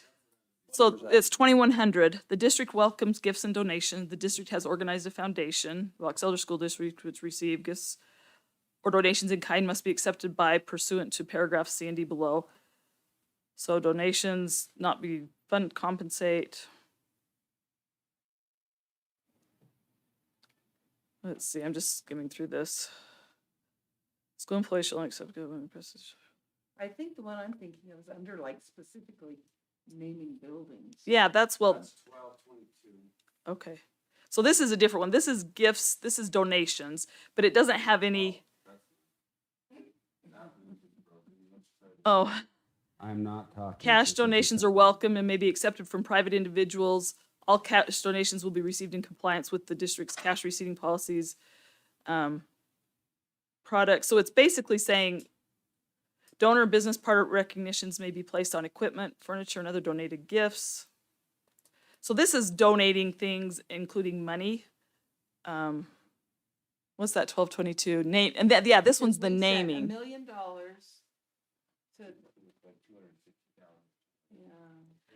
But we don't have anything that says matching donations. I think that's the key phrase. That's the key thing we're missing. We'll take any money you want to give us. And if you give us a whole bunch of money, we'll name something after you. But if you want to give it and you want us to match, we have nothing that says that. And that, I don't know if that needs to be added to naming or if that needs to be added to gifts and donations. I have a very good friend who is using his power to lean on our 4 BAs for gifts he wants to give specifically. And he's making us match, and oftentimes they're not things that really the school particularly needs. And he's leaning on, and he's giving lovely gifts, or they as a family are giving lovely gifts. But I'm not, when he tells me what he's doing, it's like, please don't. Okay. Sorry, I didn't mean to go on a whole discussion there, but I would feel more comfortable as a board member in approving or not approving certain things if we had something to fall back on. Well, we'll just keep going around in circles if we don't. Yeah, exactly. And I feel like we have, and I feel like there's becoming, you know, we've got the administration, the high school administration, we've got someone that's going through the foundation that's specifically making, I mean, we've got a lot more interest now and more pressure, so. Are there other districts, there's gotta be other districts that dealt with this? Yeah, I think we should, for sure. Definitely, see if they've got, how they've done it. Maybe they've got some verbiage or what sheet policy they put in there. Yeah. If it's done, we don't have to rethink it every single time. And just. Gives my brain and I want, and to have something to say, this is our policy, this is how we do it, instead of like, well, that's, thanks, you know, we know you want it, we want it. Yeah. So just before we even talk about or writing the policy, I kind of like 60% of them putting in their own money and not saying, oh, it's got to be a 50-50 match. Because unless it is something specifically we have asked, we want, we need, for someone just to come in and say, well, this is what we want and we're going to hold you to it, I don't think 60's Unreasonable. I don't think it's unreasonable. No. Because they've really got to want to give it to us. But just to come in and say, oh, I expect you to match everything. Yeah. That's, I don't think that is our best. We can't match everything. That's the other thing. Like, we just don't have the funds to match everything, so we've got to And be. these are well-meaning, well-intentioned people Mhm. that really want to help and really want Yes. to give.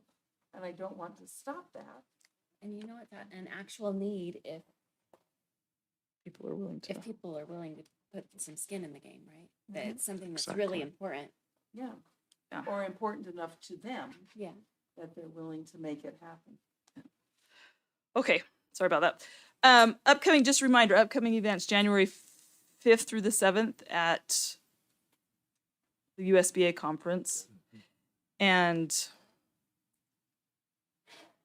nothing on our board handbook. Anybody have a, Only, if you have not signed the recognition letters, please do I that. didn't see them. I didn't see them come this way. I'm sorry, they went this way, then where did they stop? So please don't go till everyone's signed them, and then if we could get them back to the superintendent, so he can, you guys So get to Mark, stay you can late get 'em after out. class and sign. Okay, any other? Just a reminder, just a reminder that we meet at 5 o'clock next month, and we'll be over here. You saw the letters that I Yeah. wrote to the legislators, and I'm gonna do all I can to get in contact with Representative Gwynn.